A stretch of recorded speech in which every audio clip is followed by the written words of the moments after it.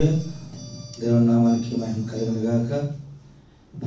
క్రీస్తు నామములో కూడి ఉన్న అందరికీ ఉదయకాల సమయంలో వందనాలు శుభాలు తెలియజేస్తూ ఉన్నాం. అందరూ బాగుండాలని నిత్యము ప్రార్థిస్తున్నాం. నా కొరకు ప్రార్థన చేయండి. గడిచిన ఈ యొక్క సంవత్సరం అంతా కూడా జనవరి నుంచి ఈ యొక్క డిసెంబర్ 27వ తారీఖు వరకు కూడా ప్రభు దయగల హస్తాల కింద అందరినీ కూడా దాచి కాచి కాపాడిన విధానకై ప్రభు మహిమపరుస్తున్నాం. అది సంవత్సరం అంతా కూడా ఆయన చేసిన మేలుడు, ఆయన చూపిన కృపను బట్టి కృతజ్ఞతలు చెల్లిస్తూ ప్రార్థన ద్వారా ఈ యొక్క కూడికను ప్రారంభించుకుందాం. ఈ సమయంలో ప్రార్థన చేసుకుందాం. ఒక మాటను చదువుకుని ప్రార్థన చేసుకుందాం. యోహాను సువార్త 3వ అధ్యాయం 36వ వచనాన్ని ఒకసారి చూసుకుని ప్రార్థన ద్వారా కూడికను ప్రారంభించుకుందాం. యోహాను సువార్త 3వ అధ్యాయం 36వ వచనం. కుమారుని యందు విశ్వాసం ఉంచువాడే నిత్య జీవము గలవాడు. కుమారునికి విధేయుడు కానివాడు జీవము చూడడు, కానీ దేవుని ఉగ్రత వాని మీద నిలిచి ఉండను అని ఉదయకాల సమయంలో వాక్యము మనల్ని హెచ్చరిస్తూ ఉంది. గడిచిన ఈ యొక్క సంవత్సర కాలం అంతా కూడా మనం ఏ విధంగా ఉన్నాం, ఏ విధంగా మన విశ్వాసం ఉంది, ఏ విధంగా మన విధేయత ఉంది అనే విషయాన్ని మనం ఒకసారి ఆలోచన చేసినట్లయితే వాక్యం సెలవిస్తోంది, కుమారుని యందు విశ్వాసం ఉంచేవాడే నిత్య జీవము గలవాడు అని వాక్యం సెలవిస్తోంది. లోక పాపాలను మోసుకుపోయే గొర్రెపిల్లగా యేసు ప్రభుల వారి లోకానికి మనుష్య కుమారుడిగా వచ్చారు. మనుష్య కుమారుడిగా వచ్చిన ఆ కుమారుని యందు మనం ఎప్పుడైతే విశ్వాసం ఉంచుతామో అప్పుడే నిత్య జీవం గలవారమని వాక్యం సెలవిస్తూ ఉంది. అంత మాత్రమే కాదు, కుమారునికి విధేయత కలిగి మనం జీవించాలి. ఒకవేళ విధేయత మనలో లేనట్లయితే జీవము చూడరు అని వాక్యం సెలవిస్తూ ఉంది. ఒకవేళ మనలో విధేయత లేకపోతే మన జీవాన్ని చూడలేమని ఖచ్చితంగా వాక్యం సెలవిస్తూ ఉంది. మనలో విధేయత ఉందా లేదా అనే విషయాన్ని మనం మరొకసారి ఆఖరి ఈ యొక్క దినాల్లో మనం ఆలోచన చేయవలసిన బద్దులమై ఉన్నాం. మనలో ఒకవేళ విధేయత లేకపోతే విధేయత కలిగి మనం జీవించాలి. కుమారుని యందు విశ్వాసం ఉంచాలి. అంత మాత్రమే కాదు, వాక్యం సెలవిస్తోంది, దేవుని ఉగ్రత వారి మీద నిలిచి ఉండనని. దేవుని ఉగ్రత మన మీదకి రాకుండానట్లు ఉండాలంటే, దేవుని ఉగ్రతకు మనం లోనవ్వకుండా ఉండాలి అంటే మనం కుమారుని యందు విశ్వాసం ఉంచాలి. అంత మాత్రమే కాదు, కుమారుని యందు విధేయత కలిగి మనం ఉండాలి. అప్పుడే మనం ఆయన ఉగ్రత నుంచి తప్పించుకుని నిత్య జీవంలోనికి వెళ్ళే వారంగా ఉంటాం. కనుక అందరూ ఆ ప్రకారంగా జీవించాలని మరొకసారి తెలియపరుస్తూ ప్రార్థన చేసుకుందాం. ప్రార్థన ద్వారా మనం కొడుకును ప్రారంభించుకుందాం. మా సకల ఆశీర్వాదములకు కారణభూతులైన ప్రియ పరలోకపు తండ్రి, నీ శ్రేష్టమైన ఘనమైన నామానికి స్తోత్రాలు చెల్లిస్తూ ఉన్నాం. ఇదిగో ప్రభా, నేను ఇదిగో జనవరి నుంచి ఈ డిసెంబర్ 27వ తారీఖు వరకు నీ కృప కలిగిన స్థల కింద మమ్మల్ని దాచి కాచి కాపాడారు. మీకు వందనాలు. ఈ సమయంలో నేను ఈ కొడుకును ప్రారంభిస్తూ ఉన్నాం. మీరు సహాయం దయచేయండి. ఇదిగో మార్గ మధ్యలో ఉన్న నీ పిల్లలందరూ సకాలంలో రావడానికి సహాయం దయచేయండి. ఇదిగో తండ్రి ప్రభు, అన్ని కార్యక్రమాలకి సమయానికి వెళ్తారు, కానీ సంధికి మాత్రమే సమయానికి రాలేకపోతూ ఉన్నారు. నేను ఇదిగో వాక్యం సెలవిస్తూ ఉంది, కుమారుని యందు విశ్వాసం ఉంచాలి, విధేయత కలిగి ఉండాలని. ఇదిగో మా దగ్గర రెండూ లేవు ప్రభు. నేను విశ్వాసం ఉండి విధేయత ఉంటే సమయానికి మేము నీ సన్నిధికి వచ్చేవారంగా ఉంటాం. కానీ రెండూ లేవు కాబట్టి మేము సమయానికి రాలేకపోతూ ఉన్నాం. నేను మమ్మల్ని అందరినీ కూడా క్షమించండి. నీ చిత్తమైతే రాగల దినాల్లో ప్రభు నీ మందిరానికి సమయం కంటే ముందు రావడానికి సహాయం దయచేయండి. ఇదిగో మా పనులకు సమయానికి వెళ్తూ ఉన్నాం. నేను హాస్పిటల్కి వెళ్ళాలంటే సమయానికి వెళ్తూ ఉన్నాం. ఎయిర్పోర్ట్కి వెళ్ళాలంటే సమయానికి ఉంటే ముందుగా వెళ్తూ ఉన్నాం ప్రభు. కానీ నీ సన్నిధిని మాత్రం నిర్లక్ష్యం చేస్తూ ఉన్నాం. నేను ఒకసారి నీ పిల్లలందరిలో ఆలోచన పుట్టించమని ప్రార్థిస్తూ ఉన్నాను. ఇదిగో మీ వల్లే మేము బ్రతుకుతూ ఉన్నాం, జీవిస్తూ ఉన్నామని నేను ఈ యొక్క మాటలన్నీ కూడా నేను పక్కన పెడుతూ ఉన్నారు ప్రభా. నేను ఈ మాటలన్నీ జ్ఞాపకం చేసుకుని నిత్య జీవాన్ని పొందుకోవాలంటే, నేను ఉగ్రత నుంచి తప్పించుకోవాలంటే నేను మేము ఏ విధంగా జీవించాలో, ఏ విధంగా ఉండాలో అనే విషయాల్లో మీరు సహాయం చేయమని ప్రార్థిస్తూ ఉన్నాం. ఇదిగో మాకు ఇచ్చిన మందిరాన్ని బడి స్తోత్రాలు. నేను నీ కాపుదలని భద్రత నడిపిస్తారు. మీకు అన్నాను ప్రభా. క్రిస్మస్ కొడుకులో నేను తోడుగా ఉండి ప్రభా నేను అద్భుత రీతిగా నడిపించాను. నీకు స్తోత్రాలు. ఇక తండ్రి, ఈ కొడుకులు ఎంతమంది పిల్లలు అయితే శ్రమించారో వారందరికీ చెందవలసిన దేవుని ఆశీర్వాదాలు మీరు సమృద్ధిగా దయచేయండి. ఇదిగో చిన్న చిన్న లోపాలు ఉంటాయి ప్రభా. కొంతమందిని మరిచాం, నేను వారిలో ఏ ఇబ్బందులు లేకున్నట్లు, నేను మనస్పర్ధలు లేకున్నట్లు, నేను నీ ప్రేమను ఉంచి నేను ఇదిగో సమాధానంతో అందరూ కలిసి ముందుకు వెళ్ళడానికి సహాయం దయచేయండి. ఇదిగో తండ్రి ప్రభా, నేను ఇదిగో తండ్రి మరలా నేను ప్రభా నేను ఇదిగో 31వ తారీఖు వాచ్ నైట్ సర్వీస్ ప్రభా రాత్రి 10 గంటల నుంచి నేను 1 గంట వరకు జరుగుతుంది ప్రభా. అనేక మంది రావడానికి నేను అద్భుతమైన సాక్ష్యాల ద్వారా నేను ఇదిగో తండ్రి వాక్యం ద్వారా బలపడటానికి మీరు సహాయం దయచేయండి. ఈ సంవత్సర కాలం అంతా చేసినటువంటి మేలుడు నేను ఈ కృపను బట్టి ప్రభు అందరూ సాక్ష్యాలు చెప్పే కృప దయచేయమని ప్రార్థిస్తున్నాను. స్తోత్రాలు ప్రభా. నేను ఇదిగో తండ్రి ప్రభు నాయన ఇదిగో మా మధ్యలోకి రాజు గారిని పంపించారు. మీ స్తోత్రాలు. నేను ఈ దిన వర్తమానంలో మీరు ఉండండి. 31వ తారీఖు వాచ్ నైట్ జరిగే వర్తమానంలో మీరు ఉండమని ప్రార్థిస్తున్నాను. స్తోత్రాలు ప్రభా. ఇదిగో తండ్రి ఇదిగో నేను మరొకసారి ప్రార్థించుకోవడం మీ అసలుకి అప్పగిస్తున్నాం. వాయిద్యాలు వాయిస్తాను ఇద్దరు బిడ్డలు జ్ఞాపకం చేసుకోండి. నేను వరకు ప్రతి విధమైన సమస్య నుంచి విడుదల ఇచ్చేయండి. నేను ఇంకా అభిషేకించి ఆత్మతో నేను నీ సన్నిధిలో వాడబడే కృప దయచేయండి. ఇదిగో పాటలు పాడించిన బిడ్డలు జ్ఞాపకం చేసుకోండి ప్రభా. నేను ఇదిగో క్రిస్మస్ కొడుకు కొరకు ఎంతో శ్రమించి అద్భుత రీతిగా నేను పాటల ద్వారా నేను నామాన్ని మహింపరిచారు. ఇంకా అద్భుత రీతిగా వారు పాడటానికి నేను ఒక అద్భుతమైన టీముగా ఉండడానికి మీరు సహాయం దయచేయండి.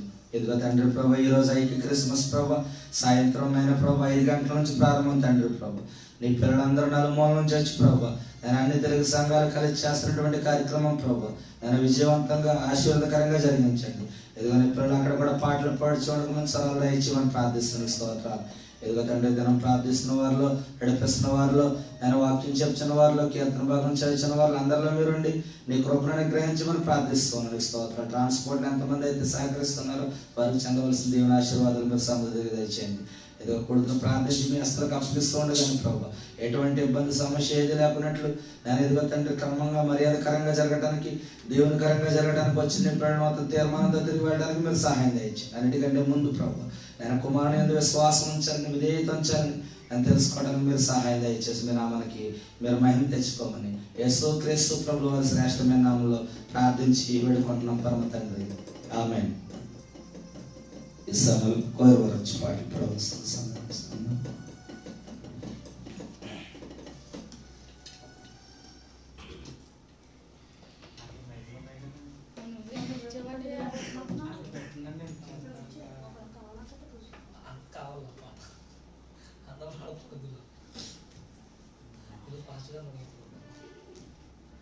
దేవుని స్తోత్రం. హల్లెలూయా.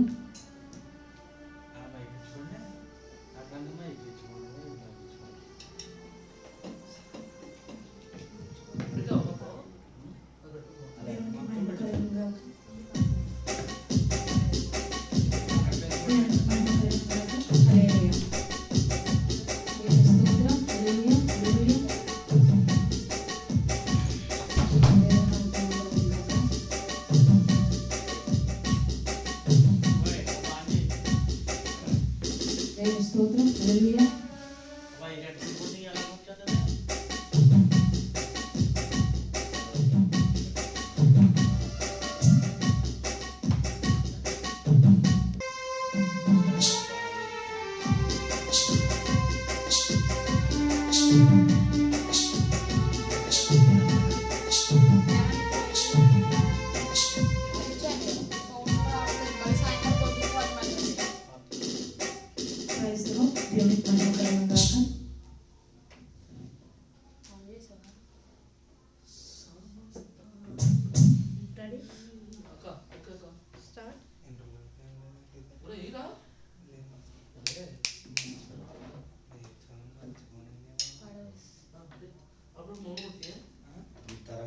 వాక్యానికి సమయం ఉండట్లేదు. దయచేసి అరగంట ఇప్పటికే లేట్ అయింది.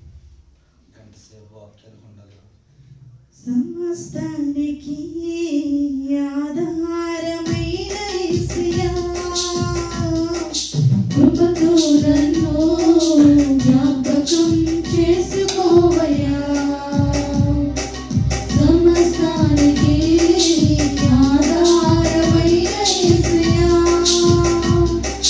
కృపతో నన్ను జ్ఞాపకం చేసుకోవయ్యా.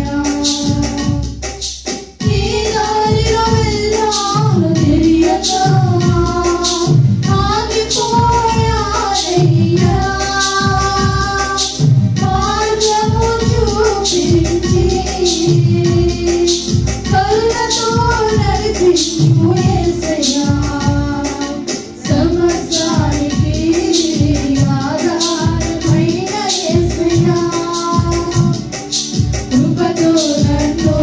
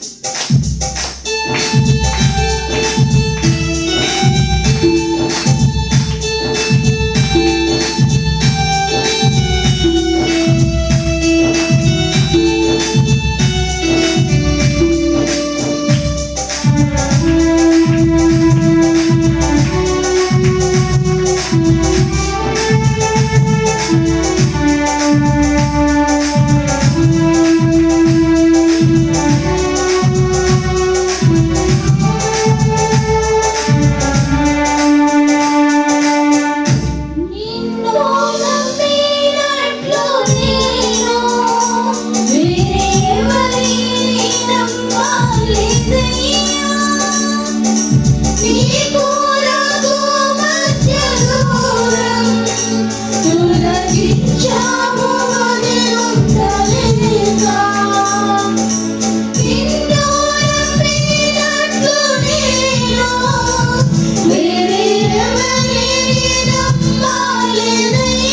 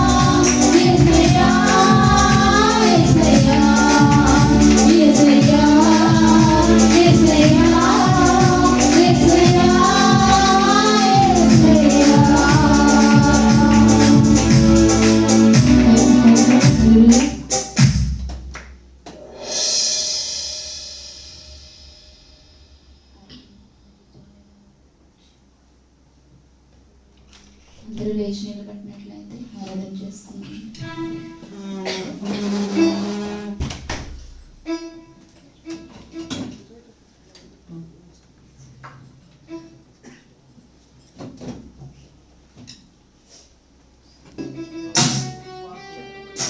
వేటగాని ఊరిలో నుండి నా ప్రాణాన్ని రక్షించినావు దేవా అని ఒక పాట పాడుకుని దేవుని నామాన్ని కనపరచుదామని ప్రతి ఒక్కరు ఆత్మతోని సత్యంతోని దేవుని ఆరాధించాలని హృదయపూర్వకంగా వేడుకొచ్చు.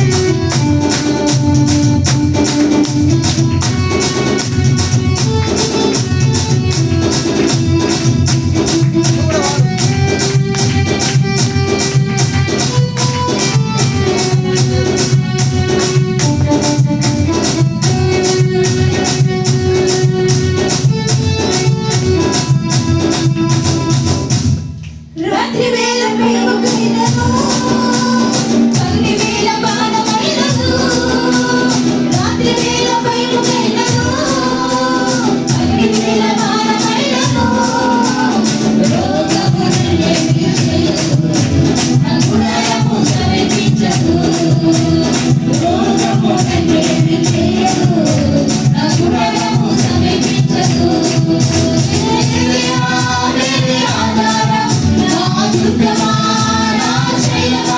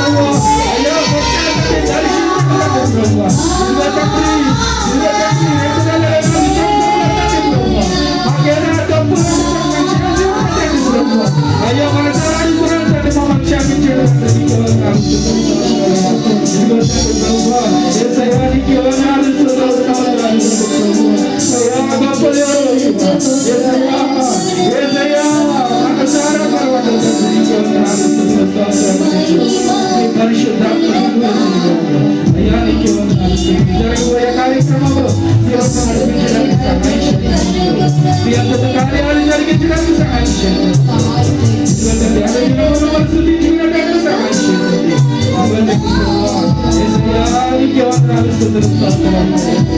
ఇదిగో నా రక్షణ తండ్రి ప్రభువా, ఇదిగో తండ్రి మా చుట్టూకి కాచేయండి తండ్రి.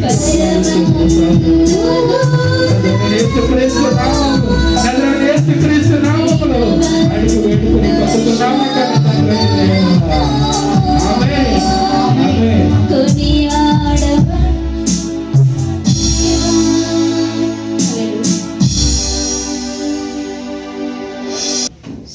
రాజ్ కుమార్ గారికి సన్మానిస్తున్నాను.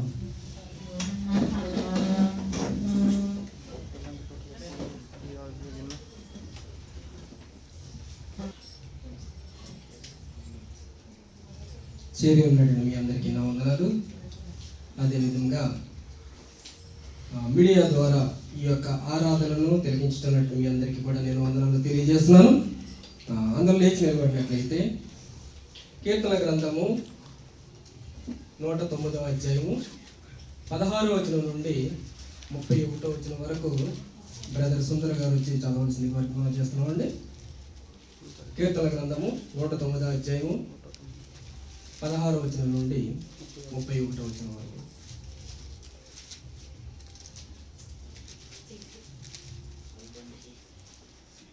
దేవునికి మహిమ కలుగును గాక.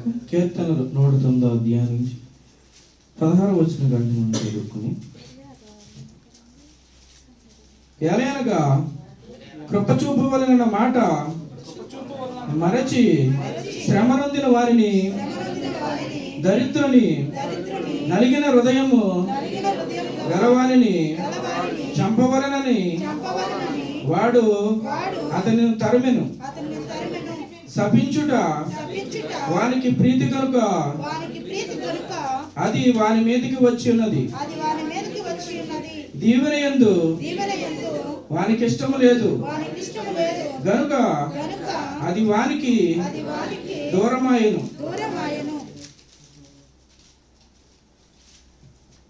తాను పైబట్ట వేసుకున్నట్లు వాడు శాపము ధరించెను. అది నీళ్ల వలె వాని కడుపులో దొచ్చి ఉన్నది. తైలము వలె వాని ఎముకలలో చేరి ఉన్నది. తను కప్పుకొని వస్త్రము వలెను తాను నిత్యము కట్టుకొను నడికట్టు వలెను అది వానిని వదలకుండును గాక. నీ విరోధులకు నా ప్రాణమునకు విరోధముగా మాట్లాడు వారికి ఇదే యెహోవా వలన కలుగు ప్రతీకారము. యెహోవా నా ప్రభువా, నీ నామమును బట్టి నాకు సహాయం చేయుము. నీ కృప ఉత్తమమైనది గనుక నన్ను విడిపింపుము. నేను దీనదరిద్రుడను, నా హృదయము నాలో గుచ్చబడి ఉన్నది. సాగిపోయిన నీడవలే నేను క్షీణించి ఉన్నాను. మిడతలను పారదోలినట్లు నన్ను పారదోలుదురు. ఉపవాసము చేత నా మోకాళ్ళు బలహీనమాయెను. నా శరీరము సృష్టి తగ్గి చిక్కిపోయాను. వారి నిందలకు నేను ఆస్పదుడనైతిని. వారు నన్ను చూచి తమ తలలు ఊచెదరు. యెహోవా నా దేవా, ఇది నీ చేత జరిగినదనియు యెహోవావైన నీవే దీన్ని చేసితివనియు వారికి తెలియనట్లు నాకు సహాయము చేయుము. నీ కృపను బట్టి నన్ను రక్షింపుము. వారు శపించుచున్నారు గాని నీవు దీవించుదువు. వారు లేచి అవమానము పొందెదరు గాని నీ సేవకుడు సంతోషించును. నా విరోధులు అవమానము ధరించుకొందురు గాక. తమ సిగ్గునే నిలువటంగి వలె తప్పుకొందురుగాక. నా నోటితో నేను యెహోవాకు కృతజ్ఞతాస్తుతులు మెండుగా చెల్లించెదను. అనేకుల మధ్యను నేను ఆయనను స్తుతించెదను. దరిద్రుని ప్రాణమును విమర్శకు లోపరచు వారి చేతిలో నుండి నన్ను అతని రక్షించుటకై యెహోవా అతని కుడి ప్రక్కన నిలుచుచున్నాడు. ఈ వాక్యం మనందరిలో ఫలింపజేయను గాక. ఆమేన్.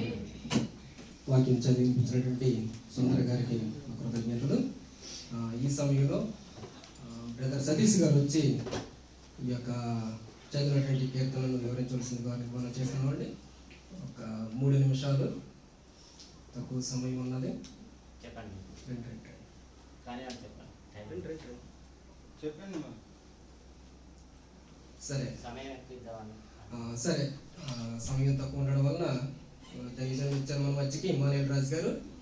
వారికి ఎక్కువ సమయాన్ని ఇవ్వాలనే ఉద్దేశంతో కొన్ని కార్యక్రమాలు మనం ఆఫ్ చేయడం జరిగింది. ఈ సమయంలో ఎవరైనా ముఖ్యమైనటువంటి సాక్ష్యాలు ఎవరైనా ఉంటే కనుక వచ్చి క్లుప్తంగా చెప్పాల్సింది వారికి మనం చేస్తున్నాను. మీరు బస్ ఎక్కారు, టికెట్ తీసుకున్నారు, ఇవన్నీ అవసరం లేదు. ముఖ్యమైనటువంటి ఏమైనా ఉంటే కనుక ఆ ముఖ్య అంశాలు చెప్పాల్సిందిగా మిమ్మల్ని మనం చేస్తున్నాం. మొదటిగా దేవుని నామానికి వందనాలు, సేవకులకు వందనాలు, కూడి వచ్చిన ఆత్మీయులైన మీ అందరికీ వందనాలు. నిజంగా నా సాక్ష్యం ఏంటంటే, మొన్న నైట్ డ్యూటీకి వెళ్తున్నాను. నైట్ డ్యూటీకి వెళ్తుంటే నేను నా ట్రాక్లోనే ఉన్నాను. వేరే ఒక అతను వచ్చి తాగేసి వచ్చి నా బండిని గుద్దేశాడు. వెళ్తున్నా నన్ను గుద్దేశాడు.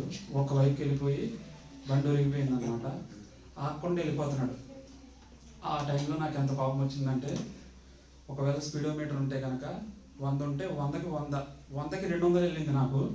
సరే, నేనేమైనా పర్లా, బండి ఏమైనా పర్లేదు, ముందు అతను ఆపాలి. ఎందుకంటే ఇప్పుడు గుద్దేసి వెళ్ళిపోయారు, రేపు పొద్దున అంతమంది గుద్దేసి వెళ్ళిపోతాడు అని చెప్పి నేను ఆయన ముందుకు వెళ్ళి ఆపేసి స్పీడ్కి వెళ్ళి, అప్పటికే ఆగట్లా, ఎంత 140 అలా వెళ్ళి ఆ బండి ముందు పెట్టి, ఏంటి మీరు అని చెప్పి ఫస్ట్ ఫోటో తీసుకొని అడిగితే వాళ్ళు మాట్లాడంగానే ఫుల్ వాసన. సరే అని చెప్పేసి ఈ టైంలో మనం కోపడతాం మంచిది కాదు అని చెప్పేసి పోలీసులకు ఫోన్ చేస్తానని చెప్పేసి అంటే చేతులు పట్టేసుకున్నాడు. ఒకవేళ పోలీసులు కనుక వచ్చి ఉంటే కనుక మరి అతను జైలుకి వెళ్ళిపోతాడు, మరి అతని కుటుంబం అంతా కూడా ఇబ్బందులు ఉంటుందని చెప్పేసి ఇంకా మెట్రాషులు అప్డేట్ చేసి జరిగింది. మరి ఎంతగానో ఇప్పటికీ ఇది 3వసారి వరుసగా మరి ఈ ప్రమాదాల నుంచి దేవుడు తప్పిస్తున్నారు, కాచి కాపాడుతున్నారంటే నేను కూడా చాలా జాగ్రత్తగా ఉండాలి. మరి మీరందరూ కూడా ప్రార్థన చేయండి. గొప్ప ప్రమాదం నుంచి దేవుడు తప్పించారు. యాక్చువల్గా దానికంటే ముందు కూడా ఇంకోటి ఏంటంటే, బండి పాడైనప్పుడు ముందు భాగం నన్నే బాగు చేయించుకున్నారు, ఎందుకంటే తప్పు నాదే కాబట్టి. మరి ఇప్పుడు యాక్సిడెంట్ అయింది, అదే భాగం ఫ్రీ రీప్లేస్మెంట్ ఇన్సూరెన్స్ వల్ల వాళ్ళే చేస్తున్నారు, నాది ₹1 లేకుండా. మరి ఏదైనా మన మేలుకే జరిగేది కదా. కాకపోతే అది మనకు అర్థమయ్యేసరికల్లా చాలా టైం పడుతుంది. సో నా కోసం మీరు అందరూ కూడా ప్రార్థన చేయండి. ఈ చిన్న సాక్ష్యం దేవుడు దీవించి ఆశీర్వదించుగాక. చెప్పినటువంటి సాక్ష్యాన్ని అన్నారు కదా. ఆయన పేరు కిరణ్. కిరణ్ అని అంటే 2 పదాలుగా విడదీసుకుంటే కీ అండ్ రన్. ఆయన కీ పెట్టి ఒకవేళ చాలా వేగంగా రన్ చేస్తున్నారేమో, ఎందుకంటే తరచుగా ఎక్కువ అవుతూ ఉన్నాయి ఇటువంటివి. కాబట్టి కొద్దిగా వేగాన్ని తగ్గించండి. నేను చెప్పదలుచుకున్న సలహా ఇదే మాత్రమే. ఎందుకంటే చాలా జరుగుతూ ఉన్నాయి కాబట్టి కొద్దిగా మీరు అప్రమత్తంగా ఉండాలి. మీరు వేగంగా వెళ్ళినా మీకే సమస్య, ఎదుటోళ్ళు మన పక్క వాళ్ళు కూడా వేగంగా వచ్చినా మనకే సమస్య. కాబట్టి మనం కొంచెం సరి చూసుకుంటూ వెళ్ళాల్సి ఉన్నది. ఇది కేవలం చిన్న మాట అంతే, అంతకుమించి ఇంక మిమ్మల్ని కించపరచాలని ఏం కాదు. అన్న సాక్ష్యం.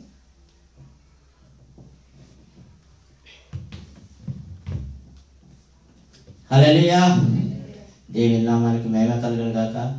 కూడి వచ్చిన మీ అందరికీ, కోయిల్ టీం వారికి, మ్యూజిక్ సిస్టమ్ బన్నీ సన్నికి, రాజ్ కుమార్ అన్నకు, శైలజమ్మకు, మన ఇండియా దేశం నుంచి వచ్చిన హిమాలయ గారికి మా ప్రత్యేక వందనాలు తెలియజేస్తున్నాను. సాక్ష్యము చిన్నదే పెద్దది కాదు. దేవుడు మనకు చేసిన మేలు మనం జ్ఞాపకం చేసుకోవాలి. ఇప్పుడు వచనంలో లాస్ట్ 30-31 చదవండి.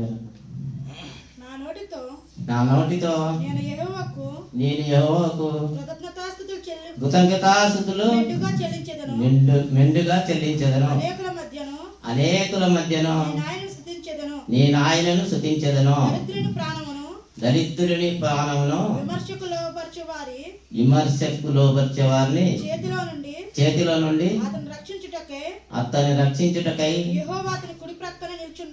యెహోవా అతని కుడి పక్కన నిలిచినాడు. ఆమేన్. దేవునికి మహిమ కలుగును గాక. దేవునికి నేను ఎప్పుడు కృతజ్ఞతాస్తుతులు చెల్లిస్తాను. నా ఎంబడి ఎప్పుడు దేవుడు నా పక్కనే ఉన్నాడు, నా కుడి పక్కనే నిలిచుంటాడు. దేవుడు ఈ సంవత్సరం అంతా నాకు చాలా మేలు చేశాడు. చెప్పుకోలేని మేలు చేశాడు. గొప్ప గొప్ప మేలు. ఈ సంవత్సరం ఏం చేశాడో మీ అందరికీ తెలుసు. మరి ఈ దేశం అందు నాకు కంపెనీ కూడా పెట్టుకోవడానికి అవకాశం ఇచ్చాడు. దేవుడు మంచి జాబ్ ఇచ్చాడు. దేవుళ్ళు కూడా చాలా చక్కగా వాడుకున్నాను నన్ను ఈ సంవత్సరం అంతా. మరి నాకైతే నిజాలే ఒప్పుకోవాలి. నాకు బైబిల్ కానీ తెలియలేదు. బైబిల్ చదవడం కూడా రాదు. నిజాలే ఒప్పుకోవాలా. అప్పటికి కూడా దేవుడు నన్ను ఆయన నడిపింపుతోని నన్ను వాడుకుంటున్నాడని నేను నమ్ముతున్నాను. ఈ విషయంలో చాలామంది చాలా రకాలుగా అనుకుంటున్నారు. దేవుడికి అప్పగించాను. నాకు బైబిల్లో 2 వచనాలు మాత్రమే తెలుసు. తనకు తాను తగ్గించుకున్నవాడు తనకు తాను తగ్గింపబడతాడు. ఇవి 2 తెలుసు. ఈ బైబిల్ అంతా చదివేసి నేను జ్ఞానవంతుని అనుకుంటాను, కానీ ఇలా జీవితకాలం సరిపోదు. బైబిల్లో ఉన్న జ్ఞానాన్ని తెలుసుకోవాలంటే మనిషి జీవితం సరిపోదు అని నేను చెప్పగలను. ఏదో కొంత మాత్రమే మనము మైండ్లో పెట్టుకోగలం. కానీ బైబిల్ అంతా చదివేస్తా నాకు జ్ఞానం ఉన్నాడు, అది వెర్రితనం అని పౌలు గారు చెప్తున్నాడు. అందుకే మనం తగ్గించుకోవాలని నేను చెప్తున్నాను. దేవుడు చేసిన మేలు ఈ సంవత్సరం అంతా. మరి నిన్న మనం క్రిస్మస్ ప్రోగ్రాంలో జరిగిన ఆరాధనలో మీరందరూ కూడా సహకరించి చక్కగా జరిపించినందుకు చాలా సంతోషంగా ఉంది. మరి మన టీము పెద్దలు కోటి గారు అందరు కూడా వాళ్ళ టీము, కోయిల్ టీం కావచ్చు, మ్యూజిక్ సిస్టమ్ టీము అందరూ కూడా సహకరించి చాలా చక్కగా జరిపించినందుకు నేను కృతజ్ఞతాస్తుతులు చెల్లిస్తున్నాను దేవునికి. మీ అందరికి వందనాలండి. ఇంకా చిన్న చిన్న లోటుపాట్లు కొద్దిగా జరుగుతూనే ఉంటాయి. మనుషులం కదా, తప్పు చేస్తూనే ఉంటాం. ఒప్పేసుకుందాం, మైండ్లో ఉంచుకోవద్దు. దయతో నేను ఇట్లా ఈ సంవత్సరం అంతా నిన్నటి ప్రోగ్రాం వరకు ఏమన్నా మీ మనసులు గాయపెట్టుంటే, ఏదైనా జరిగి ఉంటే నన్ను దయతో క్షమించండి. క్షమిస్తారా? మరి కొత్త సంవత్సరంలో అడుగు పెడుతున్నాం కదా, కొత్తగా మళ్ళీ నడుచుకోవాలా. ఈ చిన్న సాక్ష్యం దేవుడు దీవించి ఆశీర్వదించిన గాక. ఆమేన్. చదువుకునేటువంటి వాక్యాన్ని క్లుప్తంగా వివరించినటువంటి సతీష్ గారికి మా వందనాలు. ఇంకా ఎవరైనా చెప్పాల్సిన వాళ్ళు ఎవరైనా ఉంటే కనుక, సాక్ష్యాలు చెప్పాల్సిన వాళ్ళు ఉంటే కనుక తొందరగా రండి. దైవ సేవలకి దేవాది దేవుడికి కృతజ్ఞతాస్తుతులు చెల్లించుకుంటున్నాను. దైవ సేవలకు వందనాలు చెప్పుకుంటున్నానండి. అయితే మా బుజ్జి వాళ్ళు ఇటువరకు బొంబాయిలో ఉండేవారండి. వాళ్ళు మళ్ళీ కొంచెం అక్కడ జీతం తక్కువై వచ్చేసారండి. అయితే ఈరోజు మా అల్లుడు మళ్ళీ ఏర్పాటు దేశానికి పనిని ఎదుర్కొంటాకి వెళ్తున్నారండి. అయితే ఆ పని చాలా దూరం అండి. దేవుని చిత్తం ఏదైనా మనం బ్రతుకుతున్నామంటే ఎదరకు అడిగేస్తున్నామంటే దేవుని చిత్తం లేనిది ఏది కూడా కాదండి. ఏదైనా అన్ని క్షణం దేవుని చిత్తం వల్లే అవుతుందండి పనులు. అలాగే పని కోసం వెళ్తున్నారండి. దేవుని చిత్తం అయితే ఆ పని నెరవేర్చమని, దేవునికి ఇష్టం లేకపోతే మానిపించమని, ఆ బిడ్డకి అందరూ కూడా సంఘ బిడ్డలందరూ ప్రార్థన చేయమని అడుగుతున్నానండి.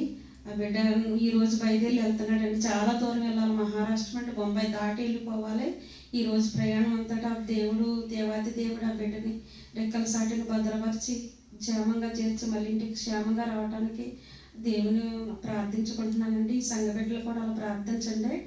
ఆ దేవునికి ఇష్టమైతే ఆ పనిలోకి చేర్చమని, దేవునికి ఇష్టం లేకపోతే మానిపించమని నేను అడుగుతున్నానండి. అలాగనే దేవుడు ఇష్టమైతే జరిపిస్తాడండి, లేకపోతే మానిపించాడండి. ఏదైనా పరీక్షను దేవుని మనం నడుపుతున్నామంటే ఎదర గొప్పు తగులుతుంది అనుకుని ఒకసారి తగిలింది అనుకోండి, శైతాన్ గడు శోధించినట్టు. కానీ దేవుని సిద్ధమైంది అనుకోండి, గొప్ప కూడా మనకు తగలదు, ఏది కూడా మనకు నాటుకోదండి అసలు. అలాంటి దేవాది దేవుడు గొప్ప దేవుడు అండి. కానీ నన్ను ఎంతగా దేవుడు నన్ను వాడుకుంటున్నాడంటే నిజంగా ఏమిచ్చి దేవునికి కూడా రుణం తీర్చుకోలేనండి. అందరూ కూడా ఈ చిన్న సాక్ష్యం దీవించమని మరి ఈ చిన్న సాక్ష్యం దేవుడికి అప్పగిస్తున్నానండి. ఆమేన్.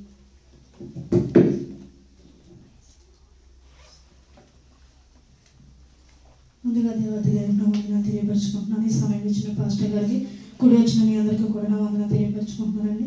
ఇక్కడ ఇండియా దేశం నుంచి వచ్చిన పాస్టర్ గారికి, మన గారికి కూడా నా వందనాలు తెలియపరచుకుంటున్నాను. నేను చెప్పే సాక్ష్యం అంటే అది కొన్ని నెలల నుంచి చెప్పాలి, చెప్పలేకపోతున్నాను. దేవుడు ఈ సంవత్సరం అంతా కూడా మమ్మల్ని, మా కుటుంబాన్ని కాచి కాపాడి భద్రపరిచి ఈ సమయం అంతా ఈ రీతిగా ఏర్పరిచిన దేవుడికి లెక్కలేని వందనాలు. 2024 సంవత్సరంలోనే అన్నీ కూడా రుచి చూశాను. దేవుడు మనుషుల ద్వారా తెలియపరిచాడు.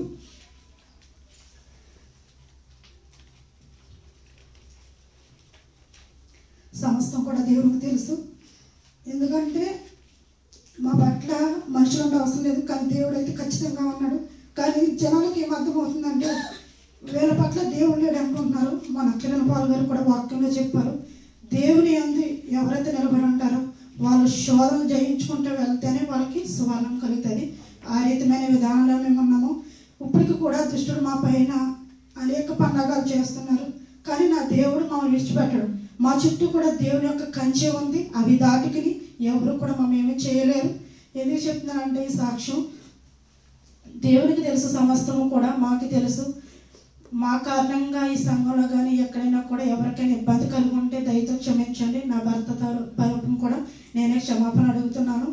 ఎందుకంటే మేము దేవుని సన్నిధిలో వాడబడాలి, దేవుని సన్నిధిలో నీతిగా యథార్థంగా ప్రవర్తించాలి అన్న సంకల్పంతో మేము ఉన్నాం తప్ప మేము వేరే ఉద్దేశాలు అయితే మాకైతే లేవు. ఒకవేళ దేవునికి అప్పు చెప్తున్నాను, ఎందుకంటే నాకున్న వేదన అంతకున్న దేవుడికి తెలుసు. నాకున్న ప్రతి బాధ కూడా నా తండ్రి చూచును గాక. ఆమె నా గురించి, నా కుటుంబం గురించి మీరు అందరూ కూడా అదే మా ప్రార్థనలో ప్రార్థించమని చిన్న సాక్ష్యం దేవుడు దీవించి ఆశీర్వదించును గాక. చెప్పుకున్నటువంటి రెండు సెక్షన్ గురించి కూడా మీరు మీ ప్రార్థనలో జ్ఞాపకం చేసుకోండి. ఇంకెవరన్నా ఉంటే చేసుకుంటే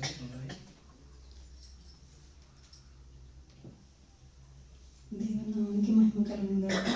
కూడా వచ్చి మీ అందరికీ నా వందనాలండి. నేను చెప్పబోయే సాక్ష్యం ఏంటంటే, నేనైతే పాస్పోర్ట్కి పెట్టుకున్నానండి, చెప్పాను కదండి మీకు. అయితే 2 సంవత్సరాలకే వస్తుంది అనుకున్నామండి. దేవుని కృపను బట్టి 10 సంవత్సరాలకే నా పాస్పోర్ట్ వచ్చిందండి. అలాగే అక్కమ్మ కూడా మారిపోయిందండి. అంతా పాస్టర్ గారు చేయించారండి దగ్గరుండి. మీ అందరికీ వందనాలండి. ఈ చిన్న సాక్ష్యం దేవుడు దీవించి ఆశీర్వదించాక. ఆమేన్. ఇంకెవరన్నా సరే చెప్పాల్సిన ఉన్నారండి? ఒకవేళ ఎవరు లేనట్లయితే తదుపరి కార్యక్రమంలోకి వెళ్ళిపోదామండి. ఈ సమయంలో కోటి గారు వచ్చి ప్రకటన చేయవలసిందిగా వారికి మనం చేస్తున్నామండి. సంఘ ప్రకటనలో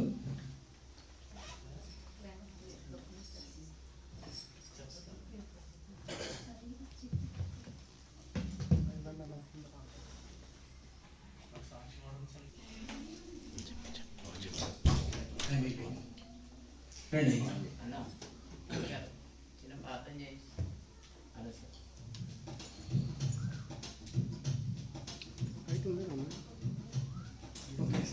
వాక్యం చెప్పడానికి ముందుగా సిస్టర్ అనేసి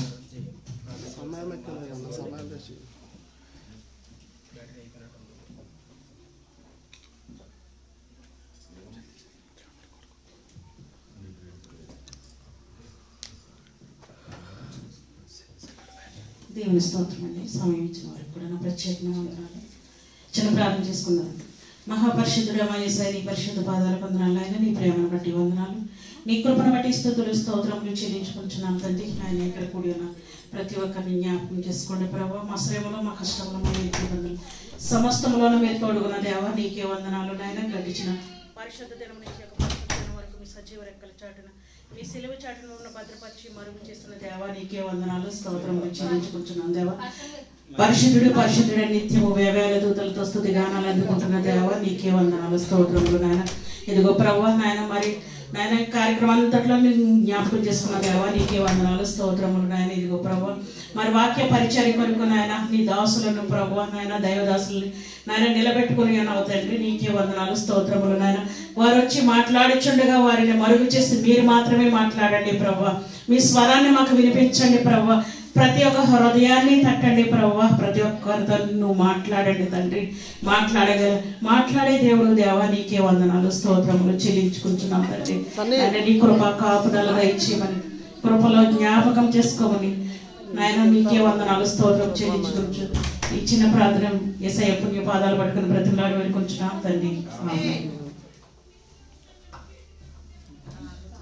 క్షమించాలండి పాస్టర్ గారు, వాక్య పరిచయం చేయవలసిందిగా నేను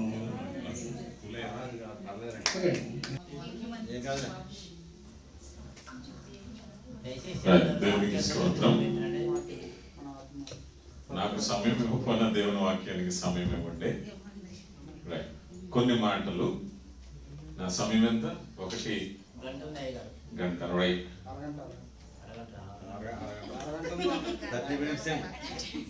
30 minutes. ఆఫ్ చేసి మళ్ళీ ఆన్ చేసి ఇంత మాట్లాడితే ఎందుకబ్బా? అవును ఒక్కరు మాట్లాడరు. రైట్. కొద్ది సమయాన్ని విలువైన సమయంగా మార్చే ప్రయత్నం చేద్దాం. యాకోబు పత్రిక 4వ అధ్యాయము 7 నుంచి 10 వచనాలు. యాకోబు పత్రిక. కాబట్టి